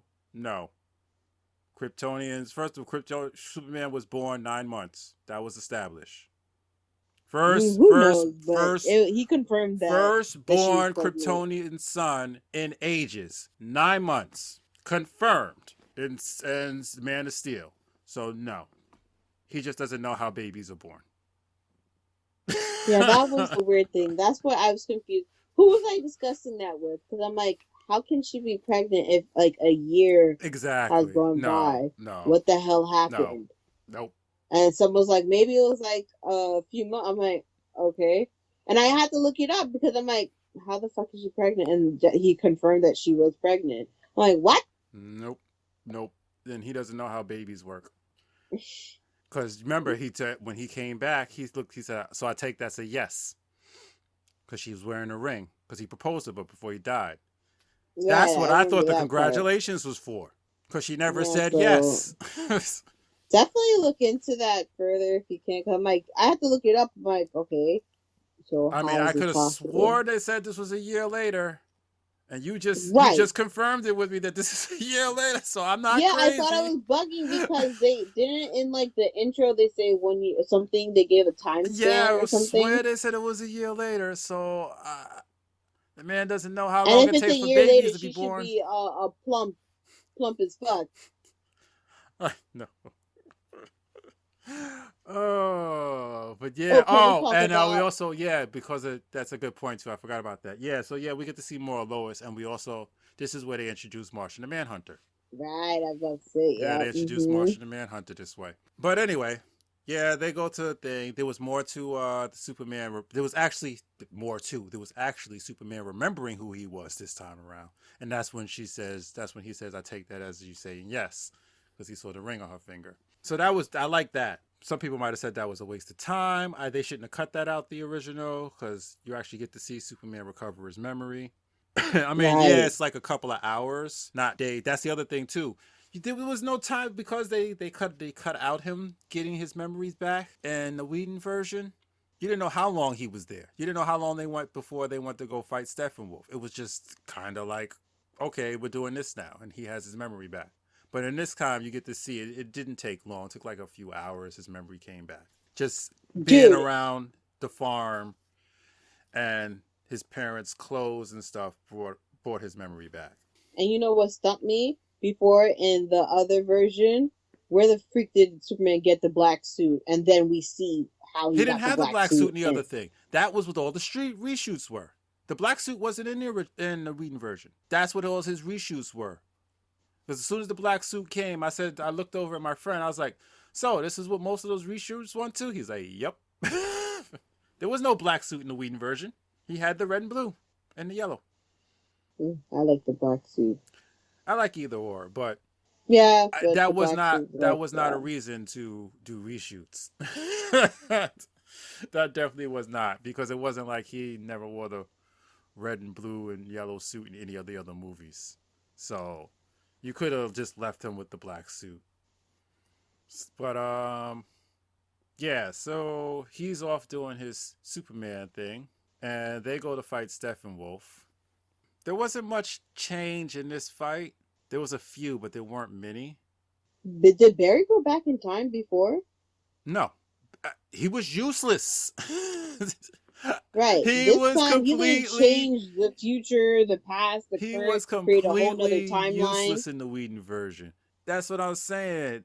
He was annoying and useless in the region. At least he was annoying in this one, but at least you saw he was useful. He did things. He actually made a difference. The Whedon version, dude, he didn't make any difference. Did Wonder Woman really need him to tip that sword?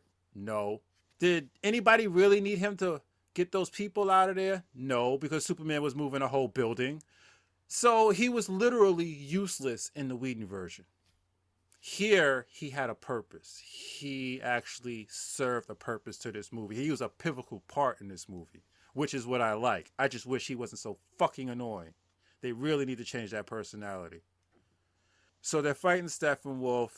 Some of the same scenes are still in there. There's a couple of new scenes added. Did you notice they kept that Whedon scene in? Which one? The one when all four of them are all together in slow motion, like in Age of Ultron. I enjoyed that. That was so cute. That's definitely Whedon. There was a couple of Whedon stuff they left in, but that was definitely one of them. That Batman Superman thing. I mean, the Batman and Wonder Woman disappearing and Flash still being there. That was a Whedon scene. They left that in. But yeah, that scene, that was a Whedon scene. They left that in there, which is why Cyborg didn't look like dog shit in that scene. Did you notice that? Cyborg started looking. There was different times Cyborg looked okay, and then there was those times he went back to looking like a gorilla cyborg. I'm just tired of saying shit. He went back to looking like a gorilla cyborg, walking around like Grodd. Mecha Grodd, that's what we're going to call him. He's no longer Cyborg. So Mecha Grodd, their plan is for the Flash to run so fast that he pushes Mecha Grodd into the mother box, which is a lot better than the original. Well, I keep saying the original. Fuck. Which makes more sense than the Whedon, doesn't make more sense. It's just a lot more interesting than the Whedon version. Way more interesting than the Whedon version. So Superman shows up, starts whipping Steppenwolf's ass, but unfortunately he shows up too late. And the mother box merges, Darkseid steps in, there's a big explosion, and the Flash uses a phase to not get caught in the explosion, which is why I was pissed off that he broke through that window. So then he goes back in time and manages to push Cyborg through the thing, and then we get to see a scene inside with Cyborg. And then they break the mother box. I don't know if they broke it, but they definitely separated it. Then they send Steppenwolf's ass back through the portal that was open into Darkseid's world, just in time for him to get killed going through. Wonder Woman cuts him in half. And at that point, I'm thinking, do they all have to kill all the time? Does everybody in the DCU have to kill now? Like, is this run by Frank Miller? Everyone's a killer. Batman, Superman, Wonder Woman, Flash, Cyborg. They're just going to run around murdering people? As long as it's not humans, it's okay, I suppose, right? They can murder aliens as much as they want, I guess. That's the rule for this universe. Human life is sacred because Superman's the second coming of Jesus Christ, but everything else is fair game, whether you want to murder them or not. Guess that's how it works now in the DCU, huh? I guess so. Get the job done. Like, I thought it was like a little overboard when Superman blasted off Wolfbane's horn. I'm like, damn, yo, he's fucking bleeding. By the way, there's a lot of blood in this movie. So I'm like, damn, he's fucking Yeah. bleeding. But I'm looking, I'm just like, well, at least Superman didn't kill him. You know, at least that's a step forward from the last couple of movies. Fucking murdering bastard. Nope. They let Wonder Woman kill him. So yeah, I guess everyone in the DCU is just murderers now. As long as you don't kill a human, it's okay. Everyone else is fair game. Just knock them off. So it's perfectly fine. No one gives a shit. No consequences for murdering anything other than a human. Don't remember that. I don't remember the DC. I don't remember that being what the DC universe was about, but I guess it is now. Frank Miller is running the asylum. Darkseid looked pissed, but now his goal is to get the anti-life from Earth. So we're going to be seeing a lot more of him. And then I went into this with very low Warner expectations. Brothers came out with a comment for all the haters of the first version that that's it. They're cutting the universe, the Snyder universe. They're cutting this, huh? What? But first, did they show him do the I-beam? I don't remember. Darkseid, he did the I-beam. He did I think it was in the Flash of the Future. Oh yeah. When the possible future popped up. Yeah, and then after that, we get more. Haha! I bet you thought it was done, didn't you? Nope. We go to a possible future, which was what the Flash came back in time to show Bruce Wayne in Batman v Superman, which is the future where Superman's not really a villain, but a maniacal dictator, and they live in a communist world. And they bring back the worst fucking Joker in history. Fucking Jay Leto. You gotta be fucking kidding. And everyone is like, oh no, the Joker was bad in Suicide Squad because of his look. No. Jay Leto just sucks as a Joker. He is the absolute worst Joker who's ever played that role. There's nothing interesting about him. He's trying to talk like Heath Ledger. It's not working. His facial expressions are just bland. He's just awful. Just really awful. And that head thing he does, like he's in bliss for no fucking reason, it just looks stupid. Just looks so fucking stupid. Why would you bring him back? I mean, you don't have to have the same actor to tie the universe together. We all know the Joker's the Joker. We all know the Suicide Squad is in the same fucking universe because Batman shows up in it. So why did you bring this man back? Just get another actor. Anybody would be better than him. Like, fuck. You stupid, ignorant son of a bitch, dumb bastard! Jesus Christ, I've met some dumb bastards in my time, but you outdo them all. I hate this Joker. It is so poorly done. There was nothing interesting about this Joker in Suicide Squad. There's nothing interesting about this Joker now. So I don't know why you would bring this man back. Just should have took that as a sign that that's not going to work.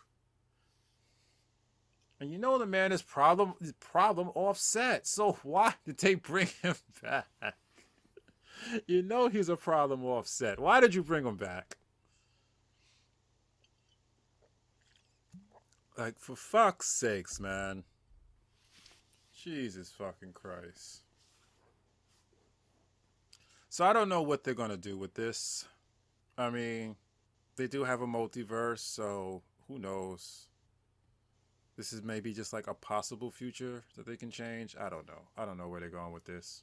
Because the Injustice storyline is just the Injustice storyline. It has no connection to like the main universe. So because it'd be stupid to have it have a connection to the main universe. So I don't know why they did this. I don't understand the point of this. I really don't get it. I think there was supposed to be a second and a third, but those. Oh, there's gonna be. I mean, the movie's good. The movie's good. It's too fucking long. The parts that are bad are really bad. But the good stuff makes up for all that. So this is definitely going to have a sequel. I will watch the sequel too. I went into this with very low Warner expectations. Brothers came out with a comment for all the haters of the first version that that's it. They're cutting the universe, the Snyder universe. They're cutting this, huh? What? They're like not continuing this into a sequel. They decide they don't want. Pretty much, they sound like petty little children. That's what they are, pretty much. Warner Brothers, the CEO or CFO, whatever, Warner Brothers came out and said, we're snubbing the second and the third movie idea that was there, and they're not continuing this story. When was this? And why? A few days ago, because they didn't like the trolls or original haters, like the original movie version haters. That's not it. There has to be Let me something see else. if I that can makes find no the sense. article. Let me see.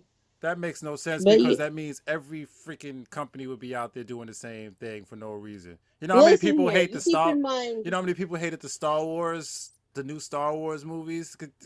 I'm like, that makes no sense. There has to be another reason. They're not standing for hateful speech that are coming from the fans. They're not standing for. But keep in mind, Warner Brothers and AT&T now have partnered, and now that AT&T has taken over a lot of the media stuff, like these companies are changing their tune for some reason. Please find that so we can clear this up because that makes no sense. There has to be more to it. It probably has to do with Ray Fisher's stupid ass. They didn't even mention him this time around. I'm just saying, it probably has to do with all this commotion he's starting. So does that mean the Flash isn't gonna happen? It's gonna make a new Flash movie? The only thing I know about, I saw about the Flash movie was that they're just cutting Cyborg out completely and not recasting Warner Brothers.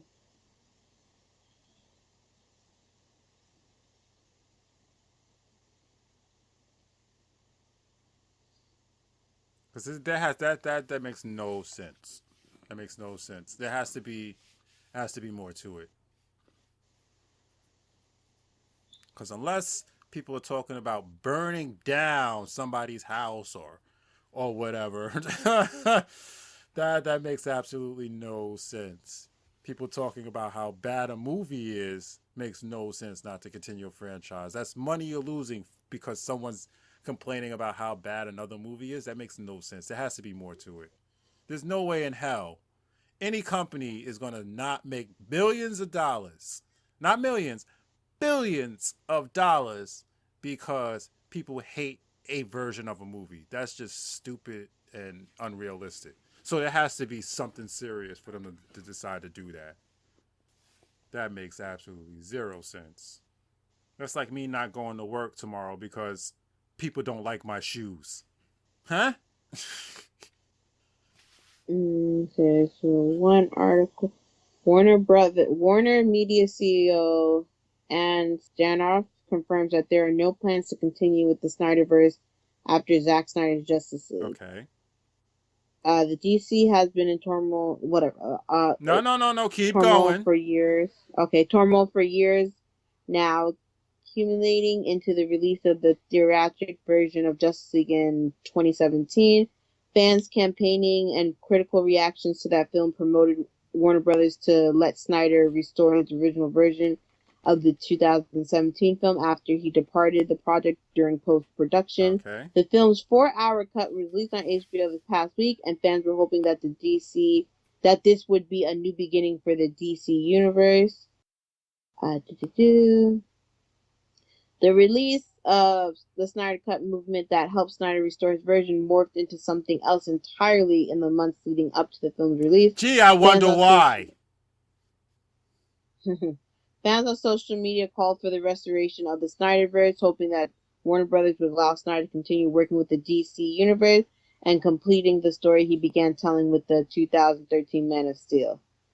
The movement already seemed like a long shot, but so too did the Snyder Cut at one point, promoting many fans to hold out hope that a rapturous response to Zack Snyder's Justice League could encourage the studio to reconsider. Unfortunately, it sounds like it will not be the case. Stanoff, tells Variety that there is no plans to continue with the Snyderverse after Snyder Cut released on HBO. The CEO expressed how happy Warner Brothers was that Snyder could complete his original version for this film. Ultimately, Zack Snyder's Justice League marks the completion of the trilogy that Snyder started. Snyder'S says the studio is now looking to the future and what's in store for various films and television series in the works. See, told you. It's yeah, I told you. It's not because of the fans. No, it's Ray Fisher's bullshit. That's what I'm saying. No, that makes no sense. Yeah. Oh, so maybe the Superman is a reboot now. Now it probably is a reboot.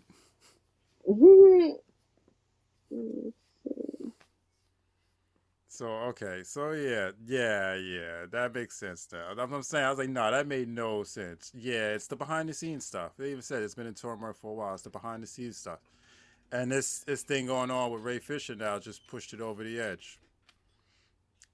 Thanks a lot, asshole. You fucked it up for everybody. It's like I always say, man. It's always that one motherfucker who has to jump off the balcony and ruin the party for everyone.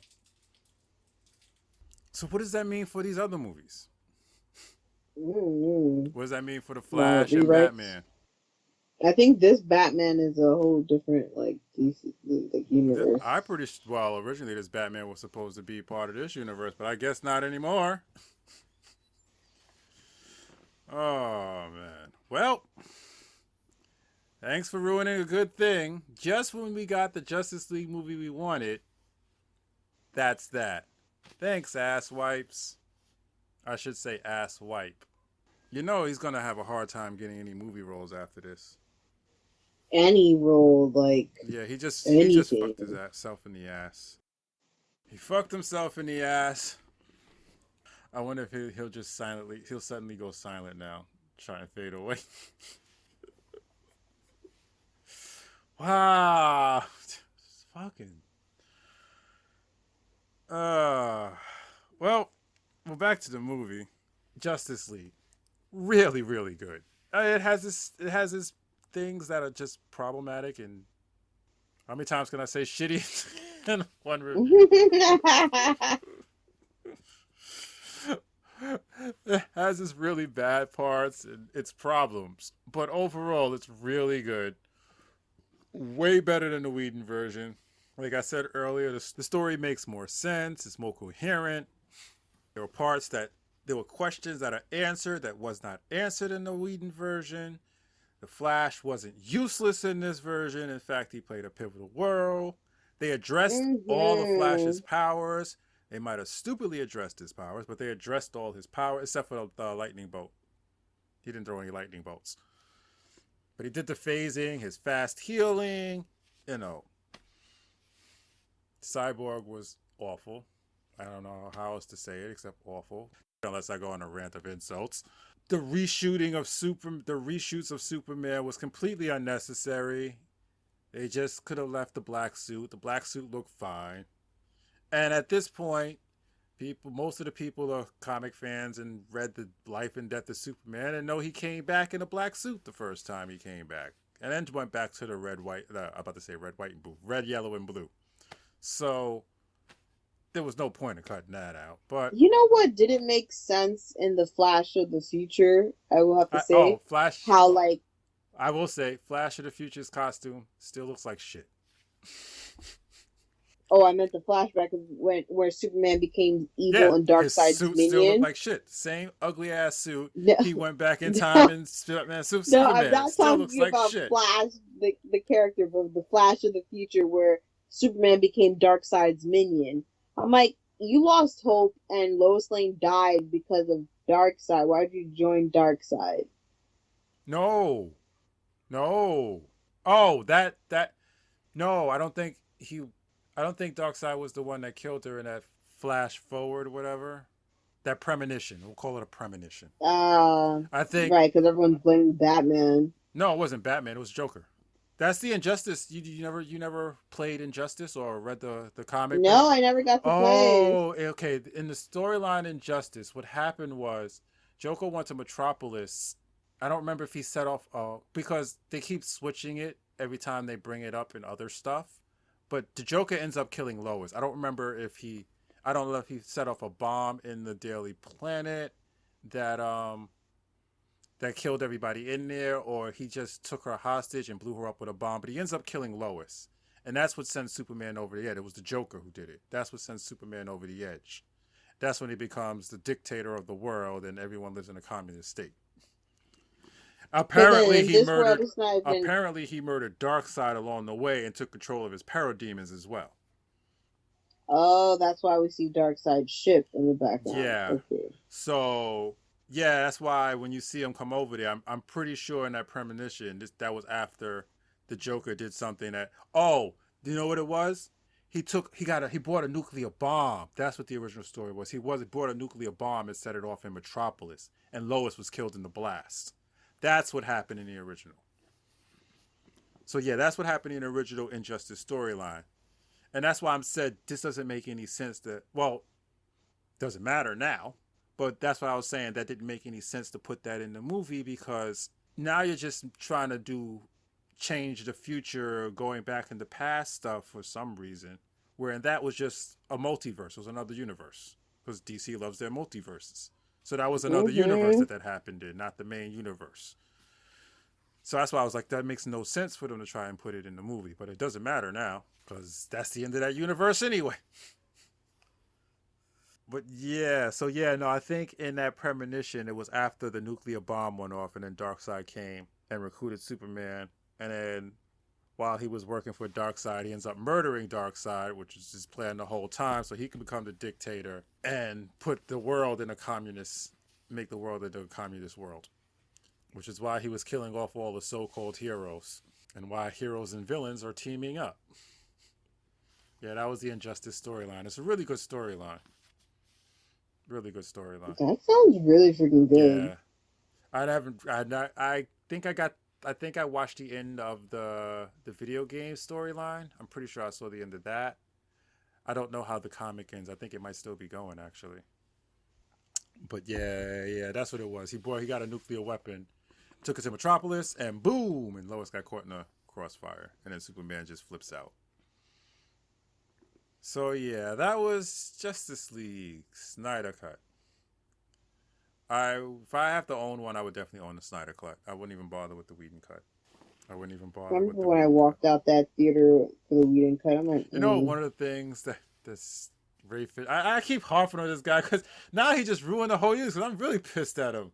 Dumb fuck. Look up idiot in the dictionary. You know what you'll find? Picture me? No! The definition of the word idiot, which you fucking are. Nah, I'm just going to keep ragging on this guy. But one of the things he said was, oh, you can tell Josh Whedon was upset that not many people liked Age of Ultron. Age of Ultron made $1.4 billion.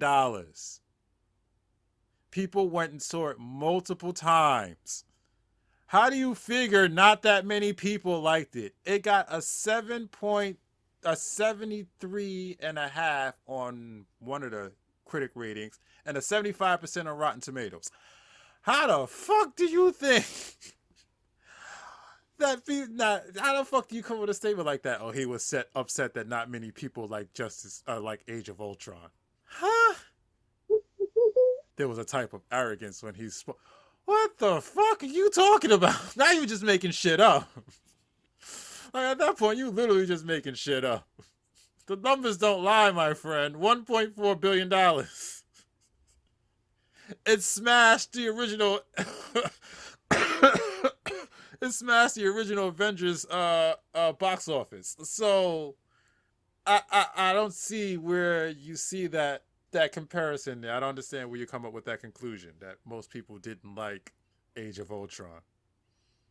You are correct. It does not compute.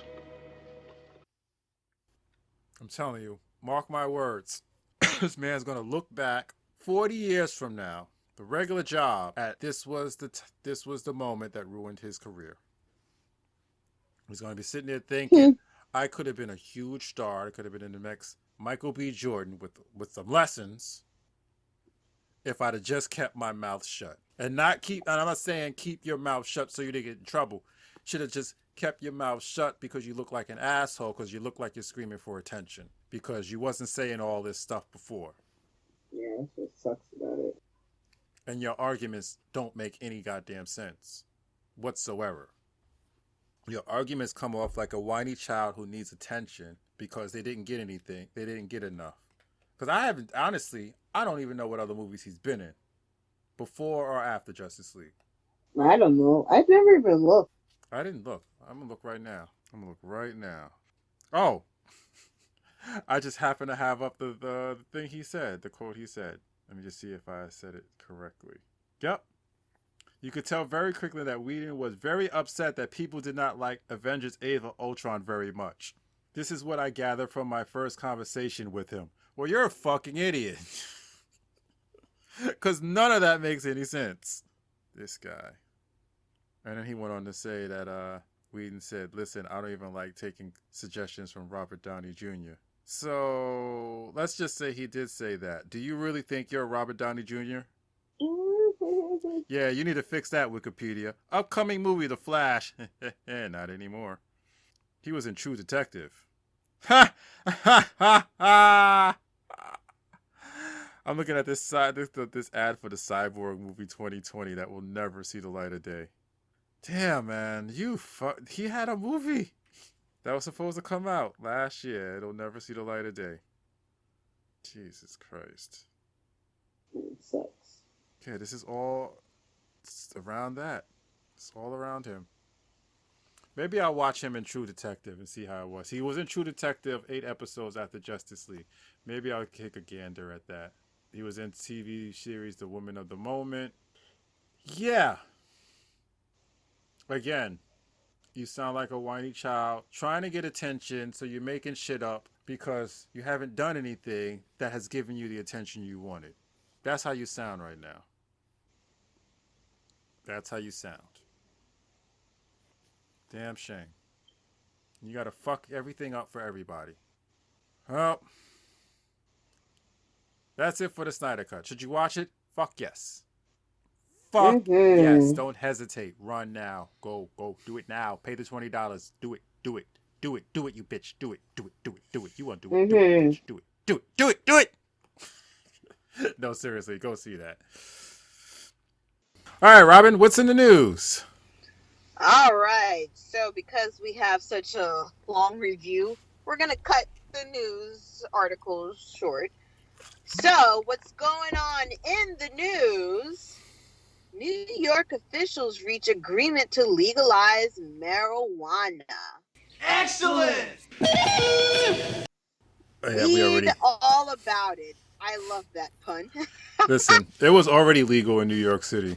Once Bellagio said don't ticket anybody for it, that was a green light. That was a green light right there. It's like, oh, it's not legal. Well, basically, it is. If you're not getting ticketed for it, you're not going to jail for it. If the cops see you and they just walk on by, it's pretty much legal. But now it's on the books, so. New York State lawmakers struck a deal this week to legalize marijuana, and just hours after Governor Cuomo called the move essential to the state's social and economic well-being. Today? Yeah. More people are buying weed than anything else right now. The reform measures will be included in the laws that are set to be proposed as part of the state budget due on April 1st. The deal would allow New Yorkers over the age of 21 to legally buy and possess up to 3 ounces of pot for their personal use. Whoa! I'm sorry? That's a lot. Like Colorado only does an ounce. That's the general thing. You can sell an ounce. 3 ounces. Whoa. For their personal use, with sales by licensed dispensaries to begin as early as December 2022. Oh, at least my weed guy still has a job for another, 7 months? Oh, you said 2022? 2022. Oh, he's got plenty of time. I'll be giving him money for a while. Recreational stoners can even cultivate up to 6 plants each, or a dozen per household. Yeah, that's normal. The way they do it, though, most places do it. You can have 6 adults and 6 babies. So crazy. Yeah, that's the way they do it. The idea is the 12 rotate. So by the time you finish smoking the 6 grown, the 6 babies should be full grown. So you get a cycle going. That way they know you're not having an intent to sell. Got it. And then, of course, plans call for a 9% state tax on retail sales that could generate up to $300 million a year in new revenue. It's going to generate more than that. You think people buying weed right now? Imagine when it's legal. Right. Tax, that's crazy. Can't charging me tax on my weed? Oh, my goodness.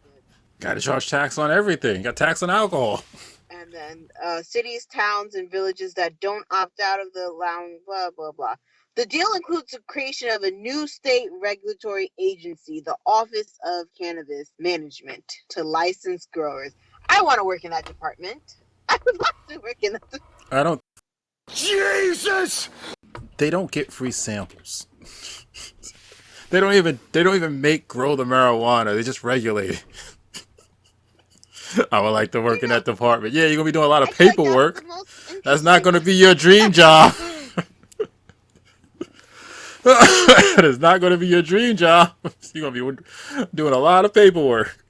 That's it. Wow, they actually want to be productive with how the tax money is going to be distributed. They want to put 40% to school aid, 40% to social equality grants, and the remaining 20% to treatment and public education. I'm like, wow, okay. Yeah, we'll see how long that lasts. We'll see if that's still going on after the pandemic ends. Right, it's true. Yeah, that's going to be interesting to see how that goes. Ooh. What else we got? We got any stupid people doing stupid ship stories? Shit. We haven't had any of those in a while. I'm sure you guys probably heard about that terrible occurrence at the spa. Oh, right, that guy. Yeah, I knew we had some stupid people doing stupid shit. Did you hear why this guy did it? You know, not to be funny, like, I said it. As soon as I heard what happened, I'm like, dead ass. As soon as I heard it on the radio, I was like, to my brother-in-law, I'm like, honestly, he probably walked in, couldn't get a happy ending, got mad, and came up back and shoot up the place. Well, that's not why it happened. And my man, I was talking to my boss about it. She's like, I think it was racial. I'm like, honestly, I don't think it was. I think it was sexually motivated in some way or form. She's like, I don't think so. I'm like, I think so. I definitely think so. And this is why I said you're obsessed with sex. I was right on the money. Okay, I was pretty close. Okay. No, you was not. Like what he was sexually spurred. He didn't want to be tainted. This kind of nonsense. That's not what I heard. I heard this man did it because he blamed it on COVID. That's why he specifically went after the Asians. No, that's not what originally what it was. What he said was that it wasn't racially spurred. It was because he felt sexual temptation by them. So his friends tried to defend him, like saying that he's not racially spurred. He doesn't say racist thing, but he was trying to how do you say kind of like rehab off some sexual deviant stuff. Like what the heck? I don't know what to believe anymore. Right. I heard he did it because he was angry about the COVID. He blamed the Asian people. Now you're telling me it's because he was sexually frustrated. I don't know what to believe anymore. I'm like, I just don't know. Yeah, a trip to the spa that ended in death, and now it's just crazy. That just fucks up. It just fucks it up for everybody else who has to go get massages now. It really does. They're just gonna be looking at everybody funny. That's not Asian. Right, and it just spurs on uncertainty and more fear among the Asian community. It's just disturbing.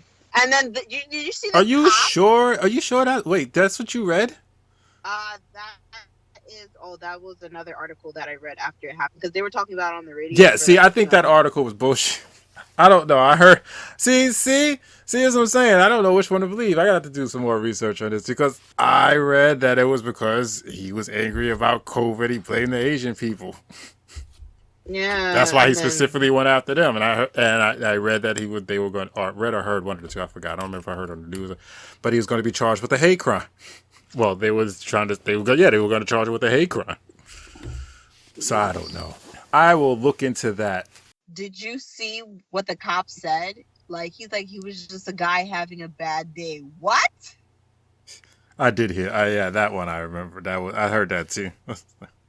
Straight face. I'm like, oh, so he had a bad day. Cause you had a bad day, you take it one down, you sing a sad song just to turn it around. And that's like, are you kidding me? Stay your ass home, waste your own time, go kill yourself on your own time. Don't take that on other Listen, people. what was that movie with Russell Crowe, the new one? What was it called? Oh, the road. Yeah, what was the name of that? What is that called? Oh my god. I would just watch that like 2 months ago too. Unhinged. Oh, Unhinged. Unhinged. Unhinged. You don't know, like, the day people are having, no. But take it out on someone else. Yeah, Unhinged. He's having a bad day. Yeah. Oh boy. Nuts. That's just nuts. Stupid people doing stupid shit. I don't know. Okay, and then also in the news, and I don't know, like, at first, you got skeptical, but Deshaun Watson facing 13 civil lawsuits after 6 additional filing Monday. I don't know if you heard. He is a football player who was for the Houston Texans, who was trying to leave the team, and then now one by one sexual allegations against him are being filed. I think they're up to 14 cases now. 'Tis the season, apparently. La, la, la, la, la, la, la, la. Right, and they're all masseuses.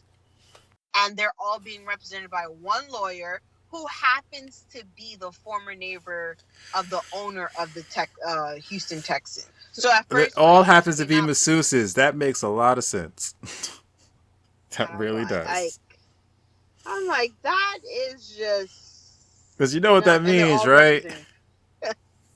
That means every time he got a massage from a woman, he asked for a happy ending of some sort. These were the 14 who said no.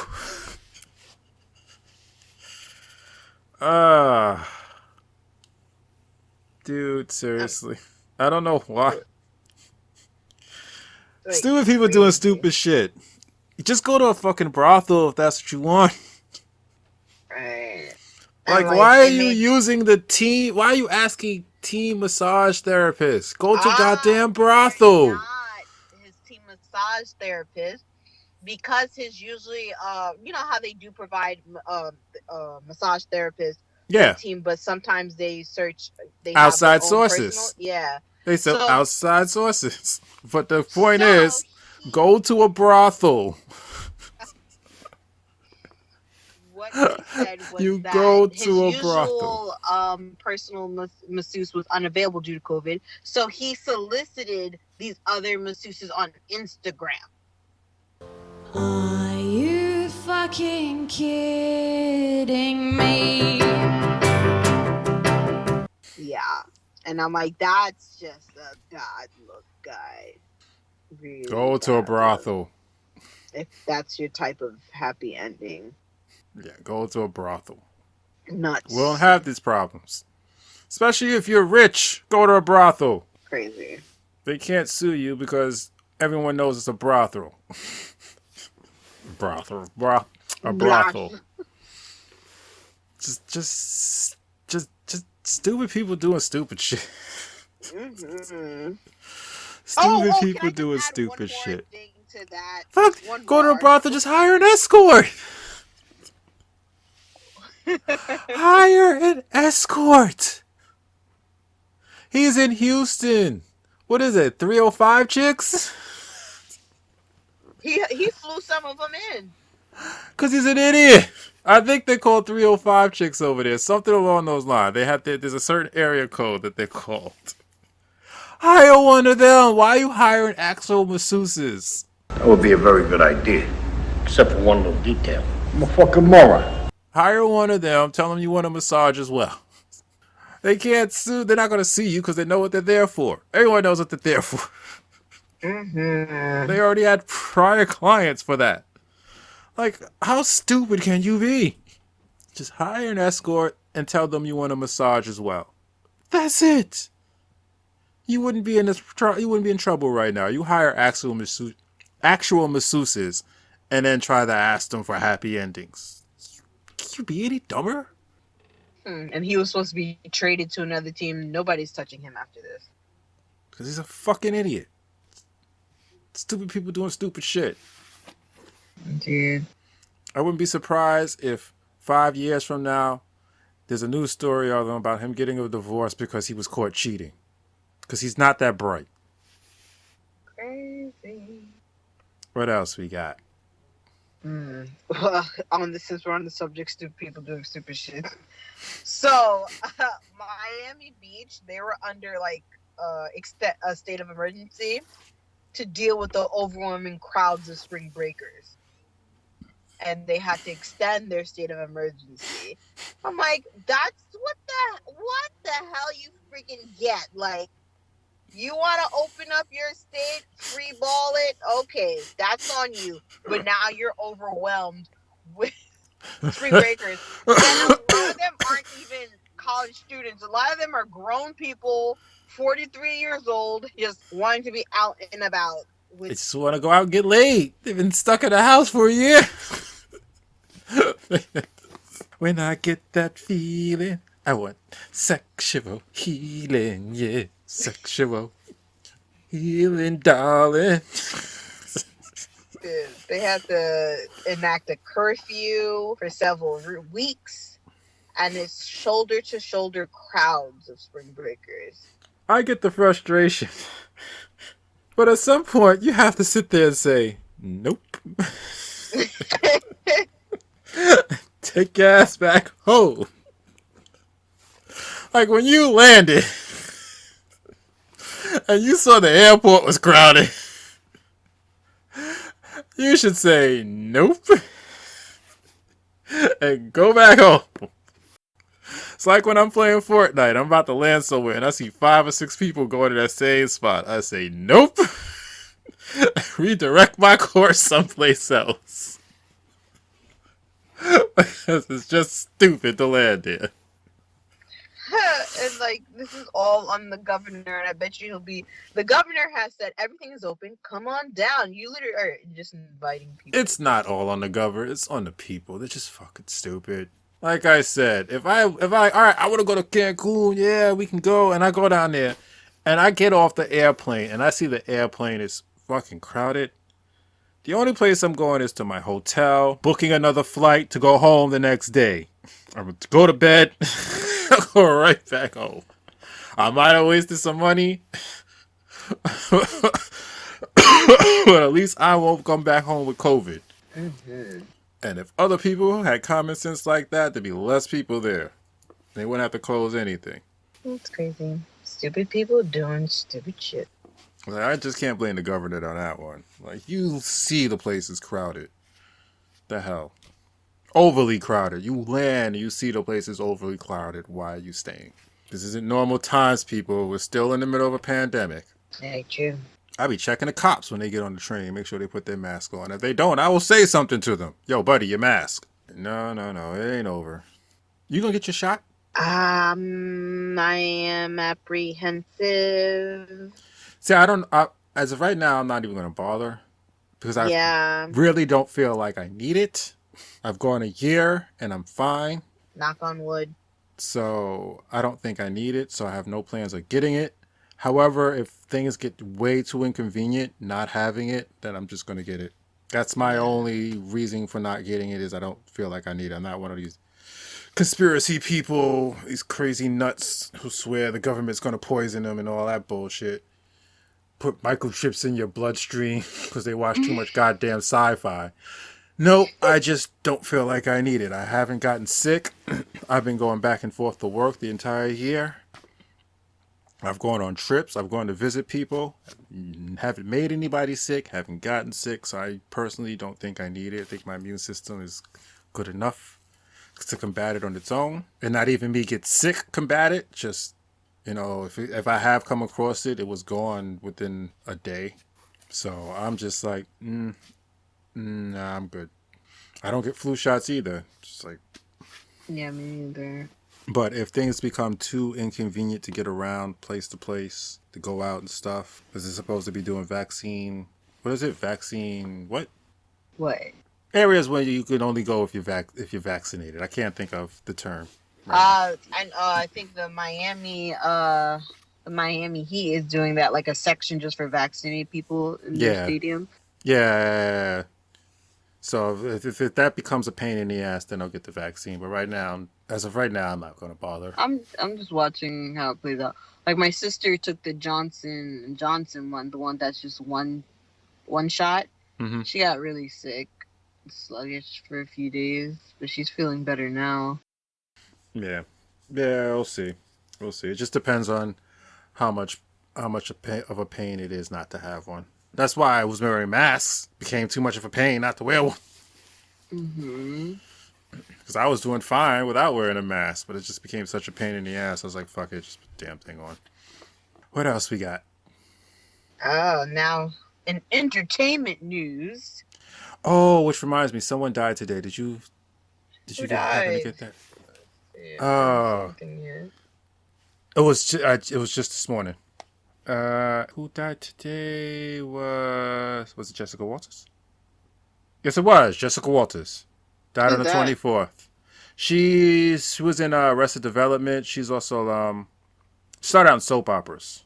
Oh shit, George Segal died today, age 87. That's he was on the Goldbergs. Their father, not the father, the grandfather. He passed away. Yeah, 87. He died today. Yeah, Jessica Walters was 80.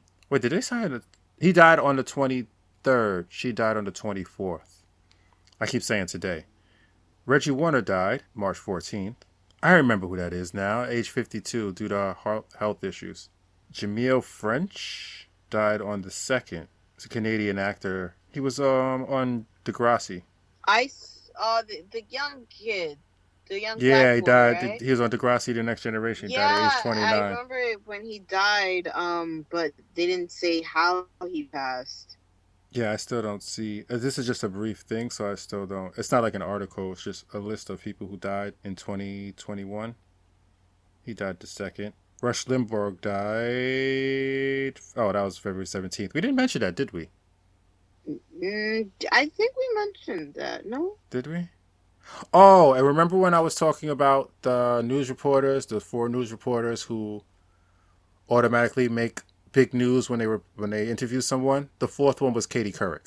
Mm-hmm. That was who I was thinking of, Katie Couric. She interviews somebody, it's always big news. Yeah, I just said Rush Limbaugh, right? Day 70 after battling. Yeah, he died from lung cancer. Larry Flint died February 10th of heart failure at age 78. We all know about you mentioned Christopher Plummer, right? We mentioned Christopher Plummer, yeah. And you mentioned Diamond Dustin. Yeah, I think that's it. Yep, all the other ones we mentioned. So yeah, that's the update on celebrity deaths. But yeah, what's her name? Warner, I heard about this morning. Yeah, she started out in soap operas. I think she's most famous for Arrested Development, which I didn't watch, but I'm sure I've seen her in other stuff that I can't think of right now. The funny mom from Arrested Development? I think so. I believe so. Shit, it was funny. What else we got? What were we talking about before I went into the celebrity deaths? Oh, you was getting to another report. What's the next report? Oh yeah, we're in entertainment now. This just dropped news. New Transformers. We're just talking about how terrible the Transformers movies were. There's a new Transformers movie in the works from Marvel's Defenders showrunner. Marvel's what? Marvel's Defenders showrunner. I guess. But they're doing wait. They're making a defend. Oh wait, they already did the Defenders. Yes. So they're bringing them back. No, I think the one who was in charge of that. Oh, okay. That makes more sense. The new Transformers movie. Oh, well, that was worded funny. All right. Yeah, it was very saying it out loud. Okay. Oh, okay. I got you now. I don't know. Right. All right. I thought it was like going to be I thought it was gonna run before whatever Defenders is gonna be. Like, you know, the cartoons before or the serials before the movies in the old days. Okay, gotcha. Yeah, I heard about that actually, that they were gonna do another Transformers, which Michael Bay was not involved in. Well, we'll see what happens. We'll see what happens. They Let's just hope they don't do the realism shit again, because, God, that's fucking awful. Yeah, they dragged it. The new trailer for Suicide Squad came out. Did you get a chance to see it today? I don't watch trailers anymore. I was upset that I was watching Walking Dead and the what's the name trailer popped up. Which trailer? I like to be surprised. Mortal Kombat. You know, I don't blame you because, like, you know, okay, one trailer I'm fine with, but now, like, they give trailers different angles, different viewpoints. I don't want to see the whole movie in the trailer. One trailer I'm good with, cool, got me excited, but yeah. Well, it's not just that. They tend to show the best parts, like Sonic the Hedgehog. The funniest joke they put in the trailer. So when it came up, it wasn't as funny. How terribly disappointing. That was the joke when they had him in the bag and they were like, "Do you have a kid in that bag?" And then they just slowly move. That was the funniest joke in that whole movie. So when it came up in the movie, it was kind of like, I saw this in the trailer. It was fucking hilarious. But now it's not so much because it's not the first time I'm seeing it. The same thing with Shazam. The funniest joke was the one in the trailer when he grabbed the Batman doll and said, "Get him, Batman," and threw it at him. That shit had me dying. But when I saw it in the theater, I was just like, yeah, I saw that in the trailer. It's not as funny as it was the first time. There was a couple of those. Oh, actually, you know what?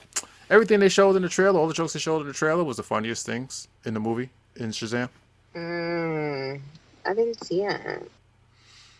It was, I don't know. My brother liked it. I did not like the third act because it was just one big chase scene and it went on forever.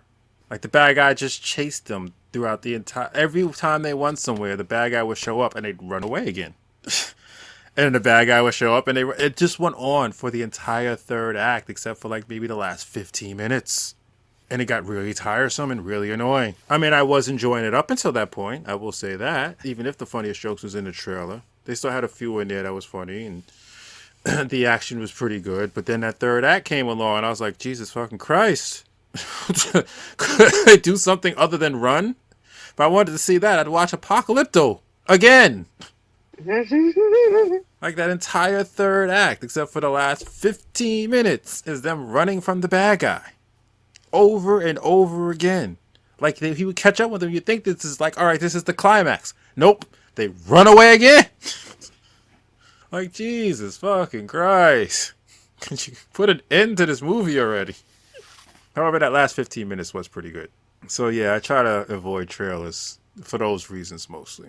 I like to be surprised. I don't like to have stuff spoiled for me. What was that about the Transformers? Oh yeah, what were we moving on to? We moved on to the trailer. That's what it was. Suicide Squad trailer. Suicide Squad. Yeah. Did the trailer make it look better than the last one? Yeah, it did actually. We'll see. It was funny. I didn't know the shark in it. This Sylvester Stallone. I'm like, oh, wow. Sylvester Stallone's playing King Shark. Yeah, I'm like that was pretty good. It was funny. I don't know what's going on. I think like comic book fans, there's a group of comic book fans pulling a GameStop stock thing right now because the weirdest, lamest characters are suddenly super popular. Like who the fuck knew who King Shark was? Nobody knew who that dude was. And then out of nowhere, they decide to bring him back and suddenly he's super popular. He's still just as lame as he was before, which is why no one knew who the fuck King Shark was. But for some reason, all of a sudden, he's super popular. It's like, oh, King Shark's in it. King Shark? What the fuck is King Shark in Suicide Squad? That was my question when someone first told me that. Like, I know who King Shark is. Who the fuck knows who King Shark is? Why the fuck is he in Suicide Squad? At least Killer Croc was popular. I got that one. Go ask someone on the street, who's King Shark? Huh? What? the comic fan who's getting sharp look at you like you got 3 heads. Well, they used to. Anyway, all of a sudden this dude is super popular. For what? I don't know. I don't get it. DC has like some of the worst characters. I mean, Marvel has their share of shit characters like Pacemaker Pete. But my God, DC is just full of them. Just full of shit characters. No reason. Bronze Tiger, King Shark. Who the fuck are these guys? What else is shit? Oh, the Weather Wizard. I remember that one. Oh, man. Oh, Toy Maker. Creepy Toy Maker. You sure you're not thinking of the Trickster? Who was a ripoff of the Jokester? I mean, the Joker? I remember that guy. No, the toy. I remember he was always like a puppet. No, that's not the Toy Maker. I mean, the closest you came to a puppet was him in a little robot body of him, but no, I was like, that's not even the Toy Maker. Now, the one with the puppet, that was Scarface. That was a Batman villain. Which you would think would be a stupid character, except the whole dissociative personality thing made that interesting. That's what made it interesting, the dissociative personality thing. But yeah, DC always has like the shittiest characters. Which is why no one ever remembers them. Until something like this comes along. You're like, who the fuck is that? I don't even remember who Black Adam used to fight. Or the Atom. Who were their main villains? Does anybody remember? No. Oh. What else we got in entertainment? Oh, were we finished with that? We was talking about... Oh, no, we were just talking about movie trailers. What else we got in entertainment? Let's see. Oh, they pushed Scarlet Yeah, they pushed that back. to August 9th. August? No, I don't think it's that far away. July 9th, sorry. July, okay, July yeah. 9th. I was like, So August? Whoa, that's way too They far. swore up and down that it wouldn't be on Disney Plus, but it's going to be on Disney Plus too. Oh, of course it is. They swore up and down, no, it won't be. The Snyder, I keep telling Pete, that's what I said. The Snyder'S is a test. That was a test. Oh, I should say HBO Max is a test right now. And right now, streaming is doing better than the theaters. And the theaters are going to go out of business the way of the drive-thru. That's the whole point of them putting them out on both. They're testing the waters to see which of people prefer most. And quite frankly, sitting at home, paying $20 for a movie is much better than going to the movie theaters, even if I do pay $10 or $15, because if I have 4 or 5 people over, it's a hell of a lot cheaper per ticket. You know, I order it, I have 5 friends come over, $20, that's less than $5 a person. That's $4 a person, as opposed to $10 on a matinee. And then you got to be there at the matinee. We can watch this anytime we want. That's true, but I am tempted to. I think I'm gonna go see Demon Slayer at the theaters. Oh, Demon Slayer, you have to see in the theaters because that's the only place they're gonna have it. My friend found it somewhere. He watched it already. he watched the subtitled one. It's been out because it came out in Japan last year. That's what he watched. He watched bootleg subtitled one. I don't trust the bootleg subtitles one because you're not always getting the right translation. I learned that out the hard way. I remember I saw this is a while back, but I saw like 2 different translations for the same anime one time. I was just like, what the hell? And I realized, oh, this was made by somebody, not a company. And who knows where that guy learned his Japanese. So yeah, I don't like watching subtitles, period. But I definitely don't watch the bootleg ones. I wait for the official subtitles to come out if I'm going to watch subtitles. Because at least then I know the translations is correct. But yeah, there are copies out there of bootleg subtitles. I just rather wait and watch it when it's dubbed. Yeah, definitely want to see that. Get my ticket. Anything else? Well, I thought we were talking about Kanye West like a few weeks ago because of his divorce from Kim Kardashian. She's with somebody else already. Of course she is. 72 days. She did not with Well, Kanye West is now reportedly worth $6.6 billion. She don't care about the money. She's got plenty of money. Right. I wonder if they signed a prenup. But you know that's Doesn't matter. She still has plenty of money because all her stuff. She did a whole bunch of stuff after her father got famous. She still got her father's money.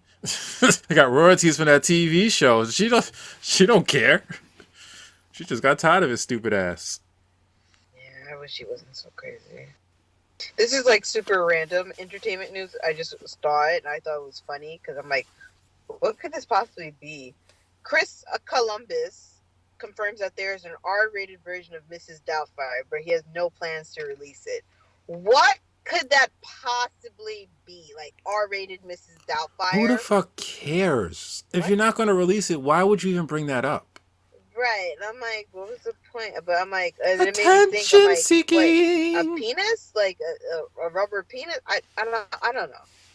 And I think because like the whole topic of reboot, because they were asking, would you reboot Mrs. Doubtfire? Okay, maybe it was just a rib. It probably is just a rib. He probably has nothing like that. It's just a rib.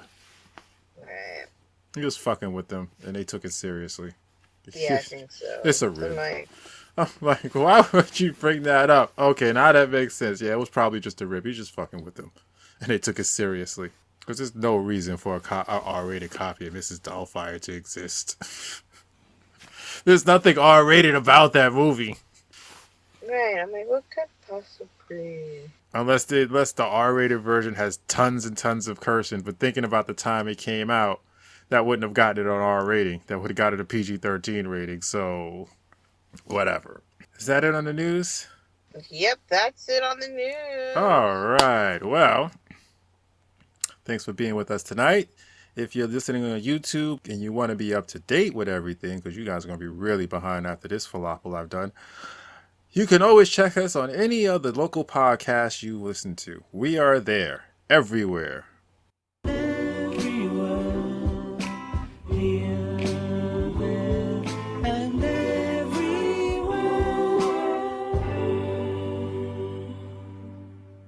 You can follow me on Twitter and Twitch at DonPerignon77. Email us questions or leave questions in the comments. Email us at donperignon_v1@yahoo.com. You can follow me on Facebook at Cinemastrophe. There's a whole page with all that stuff. I gotta update that actually. I don't think this has been updated. I think the last stuff I did hasn't been put up there yet. But yeah, you can follow us at Cinemastrophe and at cinemastrophe.com. It'll pop you right up to the website on our regular website. Whatever. I'm tired already.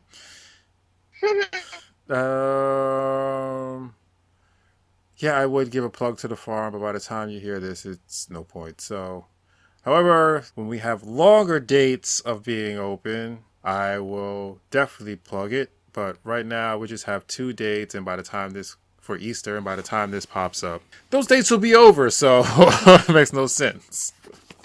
I think that's it. I really got to start remembering all these plugs smoothly. I'm sure I forgot something, but whatever. Good night, everybody. Say good night, Robin. Good night. Buenas noches. Good night, everyone. Yum, yum, yum, yum. Sisimia, sisimia, sisimia. Quang, quang, quang. Quang, quang, quang, quang. Quang, quang, quang, quang, quang, quang, quang, quang. Breaking news. I have an update on the Atlanta spa killing. So, here's the deal. This guy never went into the massage parlor to get us a massage, okay? And these were not happy ending massage parlors anyway. The women in there were 51, 74, 69, 63. Those are the 4 women that were killed. Here's what happened. He claims that he's a sex addict, and he saw the massage parlor and assumed that they were giving happy endings and wanted to get rid of the temptation, so he went in there and shot. This is what he says. However, that explanation came so quick to them that they're not exactly buying it, so they're investigating to see if this is actually a hate crime and if it had anything to do with the coronavirus and stuff. That's the full story. Because it was just something he immediately said, and they're like, that doesn't sound right. because he never went in there to actually get a massage. He just went up there and started shoot. He just basically just went up to the first Asian massage. No, not even the first, because he went to more than one Asian massage parlors and started shooting people up, which is why they're not buying his explanation. And they're trying to look into it more, because it wasn't like he just went to a massage parlor and went to, no, he went to specific Asian ones, which is why they're like, something's not right about that story. So that's the actual story that's going on. That's the actual news report. So he didn't go in there and get turned down for a happy ending or anything like that. He just went in there and started shooting up the place. And then told police he was a sex addict and it being there was a temptation. Never been in there before. Don't know what type of women were working in there or how old they were. Because I really doubt a 79-year-old woman is going to be in there giving hand jobs. If that actually happens in massage parlors. I've never been to one that did that. Although it sounds like fun. But yeah, that's the story. So that's the update for that. Say goodnight, Robin, again. Good night again. That is the end of the breaking news.